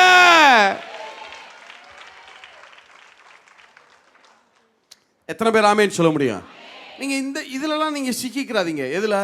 பிதாவை தான் முக்கியம், ஆவியானவர் குமாரன் தான் முக்கியம், அவங்களெல்லாம் விட்டு அப்படிலாம் கிடையாது. நீங்க ஆவியானவர்னு சொல்லிட்டீங்கன்னு வைங்களேன், அங்க பிதாவும் வந்துருவாரு, குமாரனும் இயேசுவும் வந்துருவார். எத்தனை பேர் ஆமேன்னு சொல்ல முடியும்? எத்தனை பேர் ஆமேன்னு சொல்ல முடியும்? அப்ப உங்களுக்குள்ளேயே இருந்து உங்களுக்குள்ளேயே உலாவுகிற ஆவியானவரை விட்டுவிட்டு நீங்க எங்கெங்கேயோ எதையோ தேடிக்கொண்டிருக்கிறீர்கள். அதான் பிரச்சனையே, அதான் பிரச்சனையே. எனக்கு ஆச்சரியம் பாருங்க, என்னப்பா பழைய ஏற்பாட்டு காலத்திலேயே இந்த பரிசுத்தவான்கள்லாம் ஆவியானவரோட இவ்வளவு ரிலேஷன்ஷிப்ல இருந்தா, ஏன்னா அவங்களுக்கு அபிஷேகம் கிடையாது. எப்பவாவது ஆவியானவர் வருவார், பேசுவார், போயிடுவார். ஆனா உங்ககிட்ட என்னட்ட அப்படி கிடையாது. அவர் வந்துட்டு போறவர் அல்ல. என்னைக்கு இயேசுவை விசுவாசிச்சீங்களோ அன்னைக்கு உங்ககிட்ட வந்தவர் தான். இன்னைக்கு வரைக்கும் அவர் உங்களோட தான் இருக்கிறாரு. எப்பயோ வந்துட்டு போற மனுஷனுக்கே அவரோட அவ்வளவு ரிலேஷன்ஷிப் இருந்துச்சுன்னு சொன்னா, 40 நாள் 120 நாள் அந்த மலை மேல இருந்த மோசேக்கே அவ்வளவு ரிலேஷன்ஷிப் இருந்துச்சுன்னு சொன்னா, வாழ்நாள் முழுவதும் உங்களோட வாசம் பண்ணுகிறாரு. எத்தனை பேர் ஆமேன்னு சொல்ல முடியும்? எத்தனை பேர் ஆமேன்னு சொல்ல முடியும்? பிரதர், இஸ்ரவேலர்களை வனாந்தரத்தில் நடத்தி கொண்டு வந்தவர் பரிசுத்த ஆவியானவர். செங்கடலை கீழ் காற்றாக பிளந்து போட்டவர் பரிசுத்த ஆவியானவர். கீழ் காற்றாக வீசி காடைகளை குவிய பண்ணினவர் பரிசுத்த ஆவியானவர்.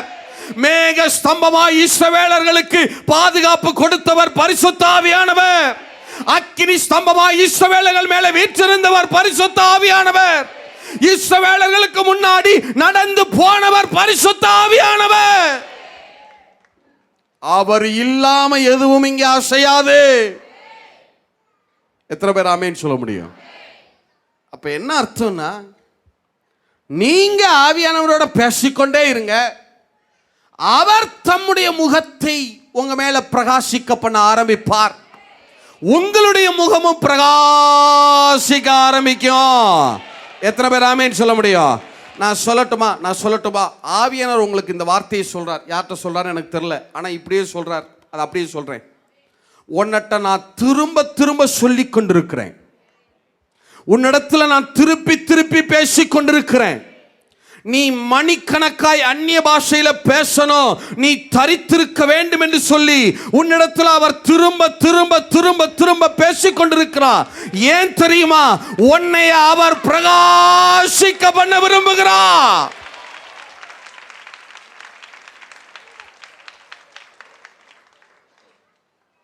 உன்னிட்ட திருப்பி சொல்லிக்கொண்டே இருக்கிறார். நீ பேசு, நீ மௌனமாயிராத, நீ வாயை திறந்து அந்நிய பாஷையில பேசு. நீ சந்தேகப்படாத. நீ பேசுவது சரிதான், நீ பேசுவது சரிதான். அதனாலதான் திரும்ப திரும்ப சொல்லுகிறேன், நீ அந்நிய பாஷையில பேசிக்கொண்டே இரு. உன்னுடைய முகத்தை நான் பிரகாசிக்க பண்ணுவேன். ஆரோனும் இஸ்ரவேலர்களும் பயந்து நடுங்கி நின்னது போல இந்த தேசம் உனக்கு முன்னாடி நிற்கும்.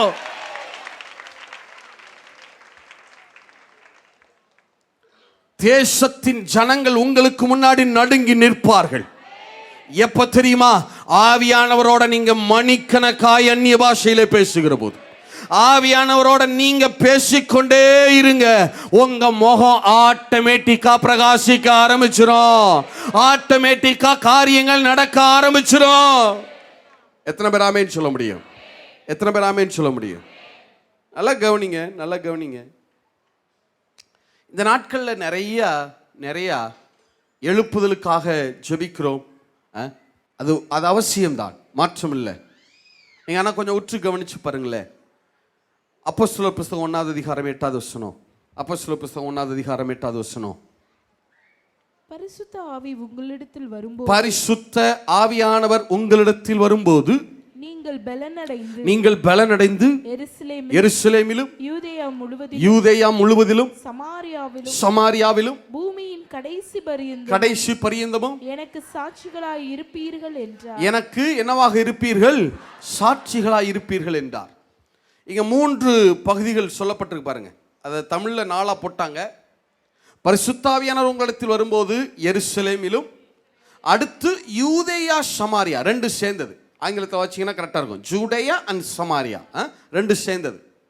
எருசலேமிலும் 1, அடுத்து யூதேயா சமாரியா 2, அடுத்த பகுதி உலகத்தின் கடைசி பரியந்தம். 3 பகுதியாக பிரித்து காட்டுறாரு பாருங்க வேர்ல்ட.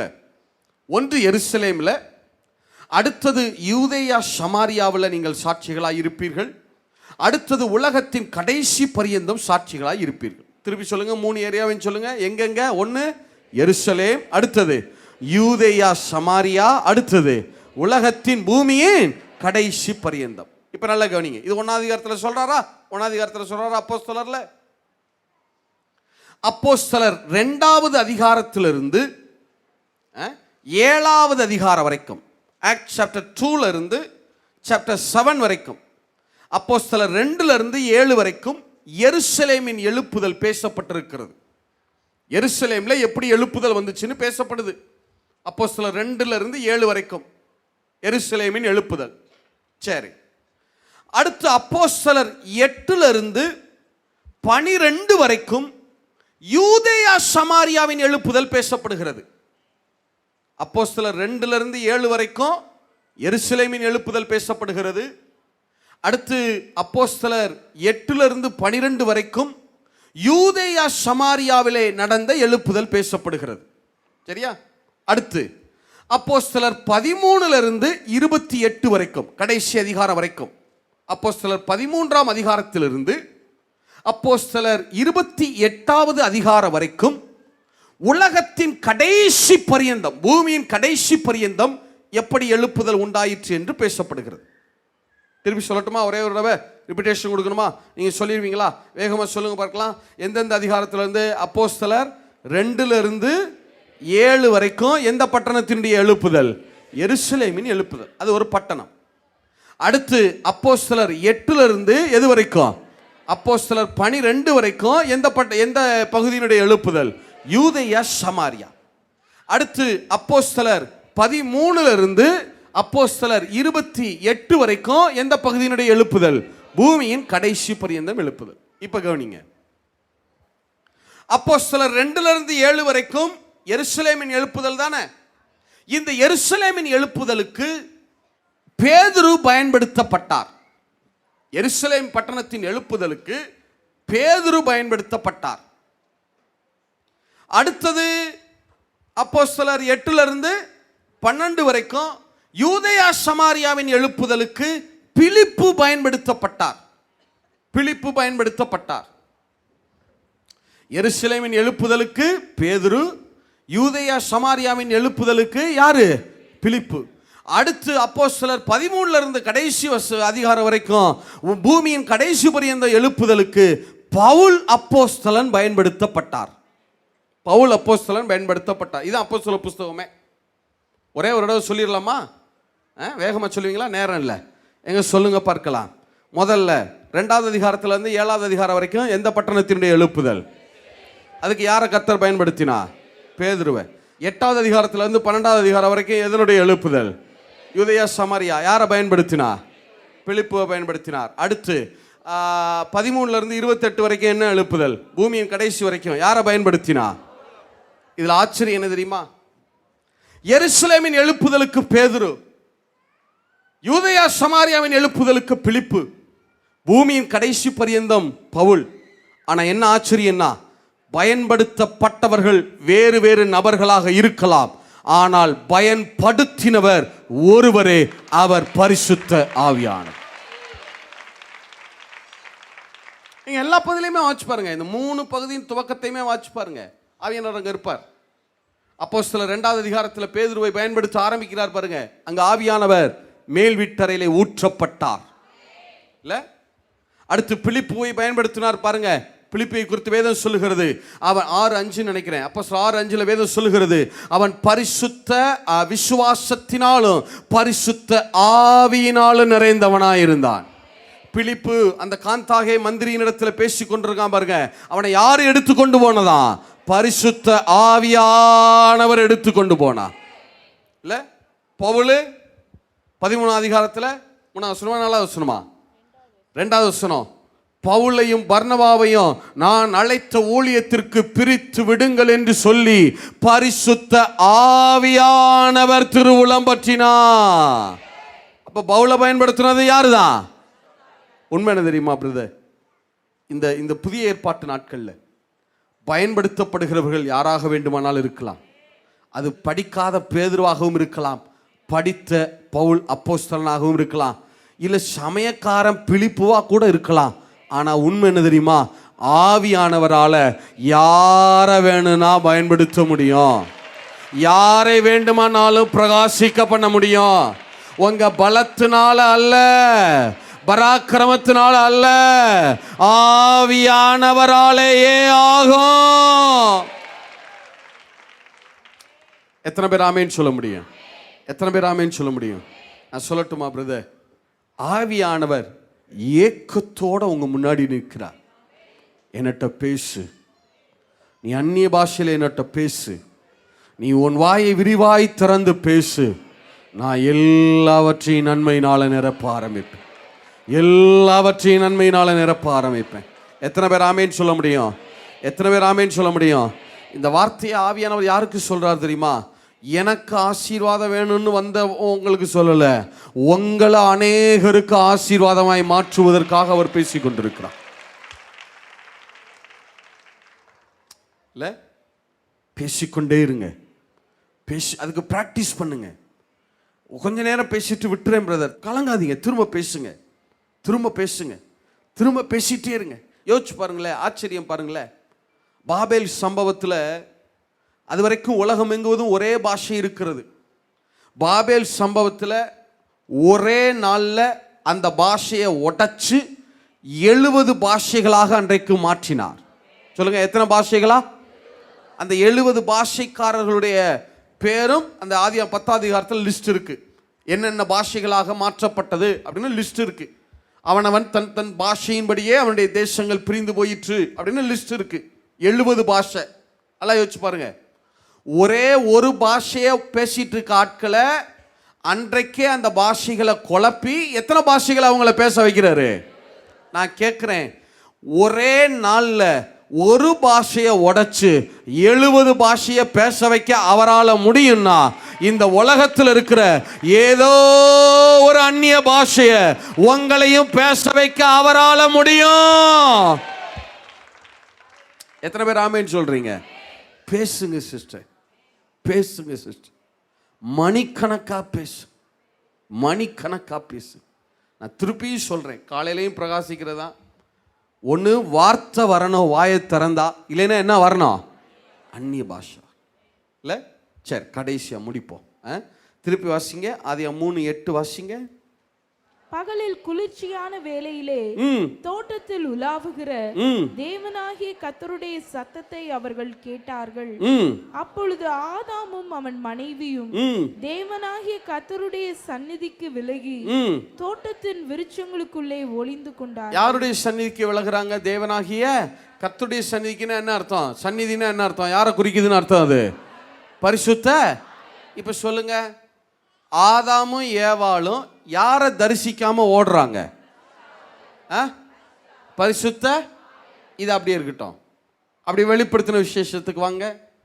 வெளிப்படுத்தின விசேஷம் கடைசி அதிகாரத்துக்கு வாங்க. 22வது அதிகாரத்துக்கு வாங்க. மனுஷன் பாவம் செஞ்சப்ப ஆவியானவரை தரிசிக்காம ஓடுனான் இல்ல? அது பழைய ஏற்பாடு. புதிய ஏற்பாட்டுக்கு வாங்க. வெளிப்படுத்தல் 22:1-4 வாசிங்க. எல்லாரும் சேர்ந்து வாசிக்கணும்.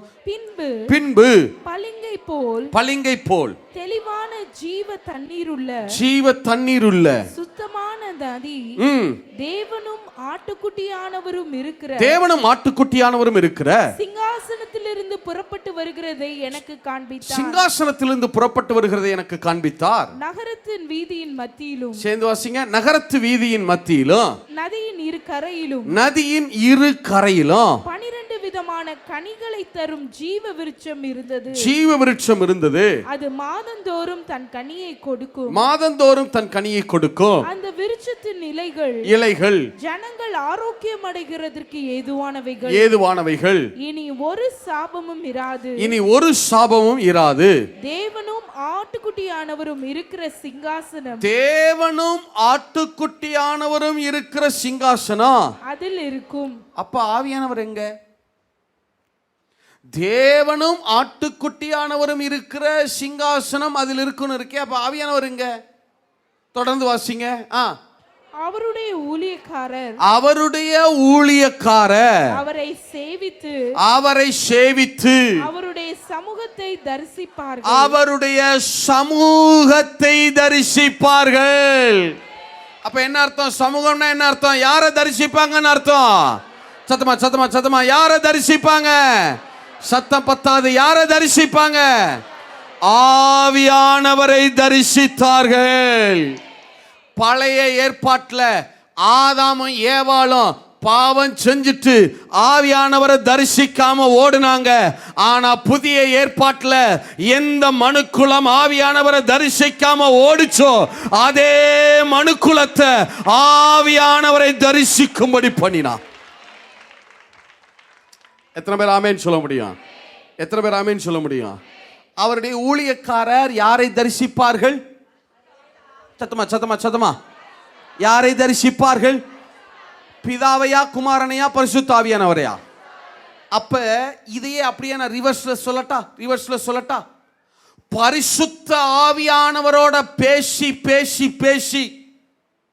பரிசுத்த ஆவியானவரை தரிசிக்கிற ஊழியக்காரன் எங்க இருக்கிறானோ அந்த இடத்துல ஜீவ தண்ணீருள்ள நதி பாய ஆரம்பிக்கும். அந்த இடத்துல ஜீவ விருட்சம் முளைக்கும். அந்த ஜீவ விருட்சம் மாதந்தோறும் கனிகளை கொடுக்கும். அதன் இலைகள் மருந்தாகும், அதன் கனிகள் உணவாகும். ஆவியானவரை தரிசிக்கிற ஊழியக்காரன் இருக்கிற இடத்துல சாபம் இராதே. ஆவியானவரை தரிசிக்கிற ஊழியக்காரன் இருக்கிற இடத்துல பிதாவாகிய தேவனும் ஆட்டுக்குட்டியானவரும் சிங்காசனம் போட்டு வீற்றிருப்பார்கள். ஆவியானவர் இன்றைக்கு யாரை எதிர்பார்த்து தேடிக்கொண்டிருக்கார் தெரியுமா? மோசேயை போல அவரோட பேசி அவரை தரிசிக்கிற ஊழியக்காரனை தேடிக்கொண்டிருக்க. அவன் இருக்கிற இடத்துல சாபம் இராது. எத்தனை பேர் ஆமேன்னு சொல்ல முடியும்? அங்க ஜீவ நதி பாயும், அங்க ஜீவ விருட்சம் முளைக்கும், இலைகள் மருந்தாகும், ஆரோக்கியம் அடைவார்கள், கனிகள் உணவாகும். தேவனும் ஆட்டுக்குட்டியானவர் சிங்காசனம் போட்டு அங்கே வீற்றிருப்பார்கள். எத்தனை பேர் ஆமேன்னு சொல்ல முடியும்? நீங்க எந்த அளவுக்கு வரணும்னா ஆவியானவரையே முகமுகமாய் தரிசிக்கிற அளவுக்கு நீங்க வளரணும். பிதாவாகி தேவனை மட்டும் இல்லை, குமாரனாகி இயேசுவை மட்டும் இல்லை, ஆவியானவரோட பேசி பேசி பேசி பேசி யாரை தரிசிக்கிற அளவுக்கு வரணும்? பரிசுத்த ஆவியானவரை தரிசிக்கிற அளவு இல்லை. அவர் சும்மா ஆவின்னு நினைக்காதீங்க, ஏதோ புகை மாதிரி வருவார், புகை மாதிரி போவார், அப்படியே துணி ஆடுற மாதிரி அப்படியே வந்துட்டு இல்லை. அவருக்கும் ஆள் தத்துவம் உண்டு. பிதா எப்படி இருக்கிறாரோ, குமாரன் எப்படி ஆவிக்குரிய சரீரத்தோடு இருக்கிறாரோ, பரிசுத்த ஆவியானவரும் அப்படியே இருக்கிறா. நீங்க நினைக்காதீங்க ஆவியானவன் சொல்லிட்டா அப்ப பிதாவெல்லாம் விட்டுருமா? இல்ல, கர்த்தரே ஆவியானவர். நீங்க ஆவியானவர்னு சொன்னீங்கன்னா அங்க யாரு வந்துருவா? ஆட்டுக்குட்டியானவராய் குமாரனும் இருப்பார், பிதாவும் இருப்பார். எத்தனை பேர் ஆமேன்னு சொல்ல முடியும்? எத்தனை பேர் ஆமேன்னு சொல்ல முடியும்? நீங்க செய்ய வேண்டியது என்ன தெரியுமா? ஆவியானவர் இந்த நாட்கள்ல அவர் ஏக்கத்தோடு, இன்னும் சொன்னா கலங்கின கண்களோடு எதிர்பார்க்கிறது யார் என்ன தெரியுமா? என்கிட்ட யாராவது பேச மாட்டாங்களா? என் பிள்ளை என்கிட்ட பேச மாட்டானா? என் பிள்ளை என்கிட்ட பேச மாட்டாளா? நான் திரும்ப திரும்ப திரும்ப சொல்லிக்கொண்டே இருக்கிறேனே, என் பிள்ளை கேட்கலையே. நீ என்கிட்ட பேசு, என்கிட்ட பேசு. நான் உன்னுடைய முகத்தை பிரகாசிக்க பண்ணுவேன். நான் உன்னுடைய முகத்தை பிரகாசிக்க பண்ணுவேன். ஜனங்களும் ஜாதிகளும் உனக்கு முன்பாக பயந்து நிற்பார்கள். எத்தனை பேர் ஆமேன்னு சொல்ல முடியும்? எத்தனை பேர் ஆமேன்னு சொல்ல முடியும்? நீங்க வாயை திறந்து, ரெண்டு தான் பிரதர், ரெண்டு தான். ஒன்று வாயை திறந்து அந்நிய பாஷையில் பேசணும், இல்லைன்னா என்ன பேசிகிட்டே இருக்கணும்? வசனம் வரலையா டக்குன்னு அந்நிய பாஷைக்கு போயிருங்க. அவன் கொஞ்ச நேரத்தில் வசனங்களை நினைப்பூட்ட ஆரம்பிச்சிடுவார். சில நேரத்தில் அந்நிய பாஷை வரலையா டக்குன்னு வசனத்தை கன்ஃபர்ஸ் பண்ணுங்க. அவன் கொஞ்ச நேரத்தில் அந்த ஊற்றை உங்களுக்குள்ள இருந்து புறப்பட பண்ண ஆரம்பிச்சிடுவார். எத்தனை பேர் ஆமேன்னு சொல்ல முடியும்? எத்தனை பேர் ஆமேன்னு சொல்ல முடியும்? இப்போ சொல்லுங்க, ஆவியானவர் உங்க மேல முகத்தை பிரகாசிக்க பண்ணிட்டார்னா, அது பண்ணணும்னா யார்கிட்ட பேசணும்? அவர் உங்ககிட்ட பேசுறது இல்லை, நீங்க தான் யார்கிட்ட பேசணும்? சத்தமா சொல்லுங்க, நீங்க தான் யார்கிட்ட பேசணும்? மோசேனுடைய முகம் பிரகாசிச்சு. ஏன்? ஆவியானவர் மோசேட்ட பேசுனதுனால இல்லை, மோசே தான் யாரோட பேசுனதுனால? ஆவியானவரோட பேசுனதுனால. எத்தனை பேர் ஆமேன்னு சொல்ல முடியும்? இப்போ மோசே ஆவியானவரோட பேசுனதுனால மோசேயின் முகம் பிரகாசிச்சு. நான் சொல்றேன், நீங்க ஆவியானவரோட பேசுங்க, அவர் தன்னுடைய முகத்தை உங்க மேல பிரகாசிக்க பண்ணுவா. உங்க மேல கிருபையும் சமாதானமும் உண்டாக ஆரம்பிக்கும். ஆட்டோமேட்டிக்கா உங்களுக்கு ஆசீர்வாதமும் பாதுகாப்பும் உண்டாக ஆரம்பிக்கும். எழுந்து நிற்போமா? எழுந்து நிற்போமா? கண்களை மூடிக்கொள்ளுங்க. எத்தனை முறை ஆவியானவர் திரும்ப திரும்ப திரும்ப திரும்ப உங்களோடு பேசிக்கொண்டே இருக்கிறார். நீ பேசு, நீ பேசு. நான் திரும்பி திரும்பி சொல்றேன், நான் உன்னிடத்தில் எத்தனை முறை பேசுவேன். எது வரைக்கும் நீ மௌனமா இருப்ப? நான் கொடுத்த வரத்தை நீ அனல் மூட்டி எழுப்பலையே. இல்லை, அனல் எப்படிங்க மூட்ட முடியும்? அக்கினி நாவு தானே, அக்கினி இருந்தால் அனல் மூழுமே. இப்போ அக்கினி நாவு தானே, அக்கினி நாவுகளாய்த்தானே அந்நிய பாஷை இறங்கி வந்தது. இல்லை, நீ அந்நிய பாஷையில் பேசுங்க. நீங்கள் வாயை திறந்து பேச பேச உண்மை என்ன தெரியுமா? அவர் எருசலேமை போல பல பட்டணங்களை கலக்கிறதுக்கு கர்த்தர் உங்களை அழைத்திருக்கிறார். யூதேயா சமாரியாவை போல பல பிராந்தியங்களை கலக்கிறதுக்கு உங்களை அழைத்திருக்கிறார். பல தேசங்கள் உங்களுக்காக காத்து கொண்டிருக்கிறது. நீங்க எதுலையோ போராடி கொண்டிருக்கிறீங்க. நியமிக்கப்பட்டது ஒன்றுதான், பலத்தினால இல்லை, பராக்கிரமத்தினால இல்லை, ஆவியானவராலே ஆகும். நல்ல கரங்களை தட்டி கண்களை மூடிக்கொள்ளுங்க. வாயை திறந்து அந்நிய பாஷையில எஸ் எஸ் நல்ல சத்தத்தை உயர்த்தி, நல்ல சத்தத்தை உயர்த்தி ஆவியில நிறைந்து அப்படியே பாருங்க. ஆவியானவரை தரிசிங்க, ஆவியானவரை தரிசிங்க. அப்படியே அவர்கிட்ட பேசுங்க, வாயை திறந்து பேசுங்க. யா ஹா ரதலா பஹா ரதலா யா ஹா ரபோதி ஷெஹரே போலோதரா யா கர் நல்ல கரங்களை தட்டி யா கரா பதா ரபோதி ஷெஹே யா கரா பதலா யா ஹா ரபஹோ ரதேலே யா ஹா ரபதலா யா ஹா ரபதலா ஏகே ரெபோதி ஷெஹே. Yes yes yes yes yes ஆதி அபிஷேகம் திரும்ப வருவதாக. யா கரா போதேலே போரோ யா கரா பதலா. கர்த்தர் தம்முடைய உம்முடைய சபையின் மேல மீண்டுமாய் அக்கினியை போடுவீராக, அக்கினியை போடுவீராக, அக்கினியை போடுவீராக. ஷாமையும் ஈஷ், ஷாமையும் ஈஷ், அந்த பரலோகத்தினுடைய அக்கினி, அந்த பரலோகத்தினுடைய அக்கினி. நீ பேசு, நீ பேசு, வாயை விரிவாய் தர, நான் நிரப்புவேன், நான் நிரப்புவேன், நான் நிரப்புவேன்.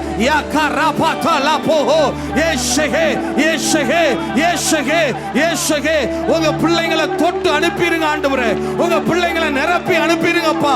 மீண்டும் ஒரு விசை, மீண்டும் ஒரு விசை அந்த கீழ்காற்று, கீழ்காற்று எங்க பிள்ளைகள் மேலே வீசுவதாக.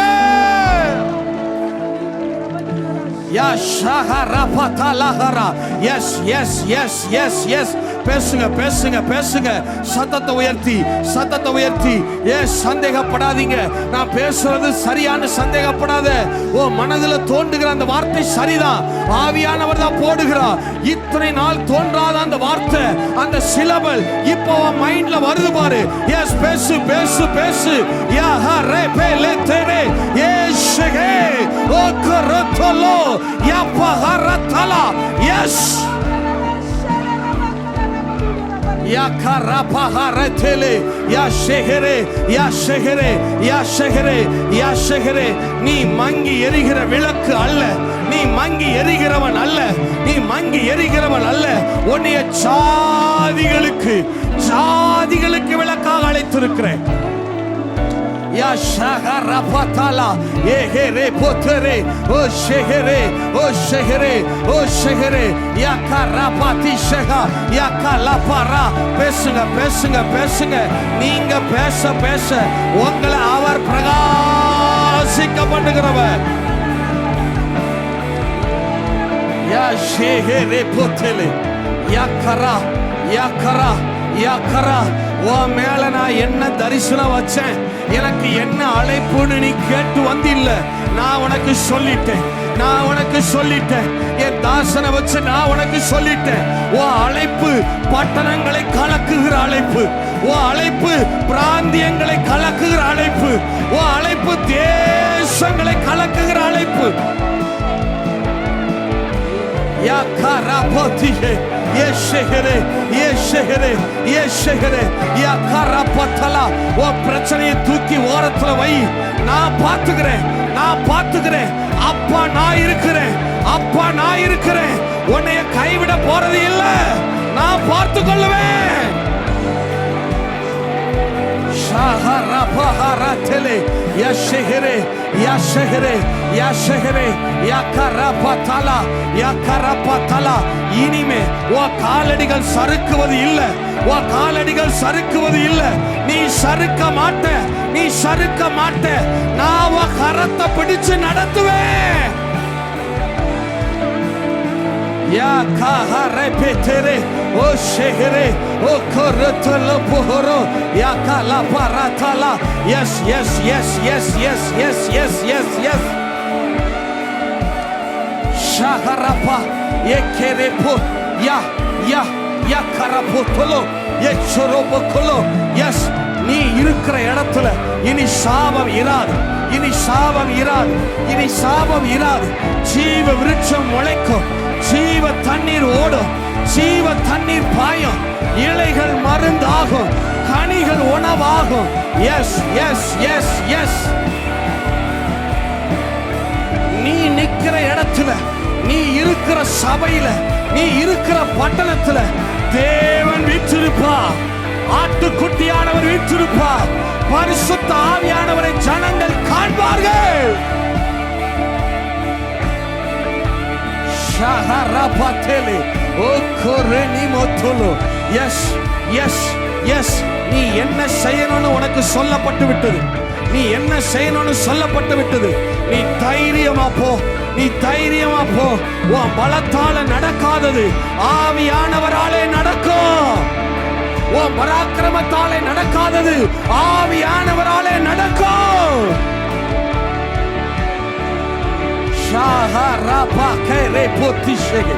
Yes yes yes, yes, yes, yes, yes, yes, yes, yes, yes, yes, yes, Father, yes, Father, yes, Father, yes, Father, yes, Father, yes, Father, yes, Father, yes, Father. Oh ஷெகரே, oh ஷெகரே, மீண்டும் ஒரு அனல், மீண்டும் ஒரு அனல் யாக்கலா போரே பற்றி பிடிப்பதாக.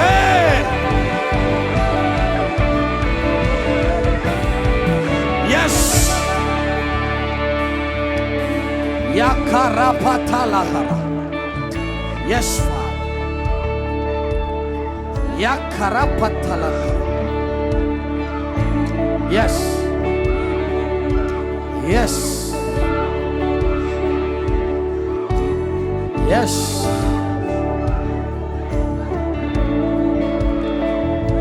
Yoshurudu. ஓஷஹரது.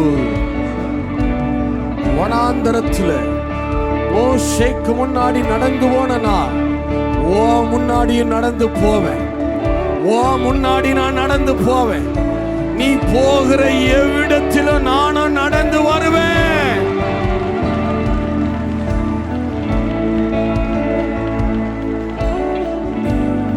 எஸ் எஸ் நல்ல தகப்பனே, உம்முடைய சமூகத்தில் வருகிறோம். உள்ளத்தின் ஆழத்திலிருந்து உம்முடைய சமூகத்தில் வருகிறோம்.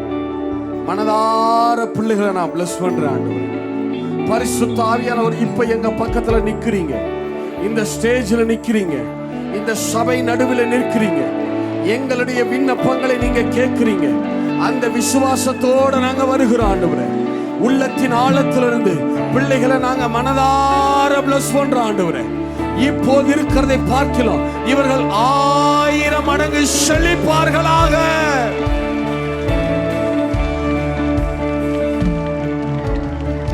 உங்க பிள்ளைகளுக்கு கிருபையும் சமாதானமும் உண்டாயிருப்பதாக. ஆவியானவர் தாமே தம்முடைய முகத்தை உங்க பிள்ளைகள் மேல பிரசன்னமாக்குவீராக. உங்க பிள்ளைகள் மேல பிரகாசிக்க பண்ணுவீராக.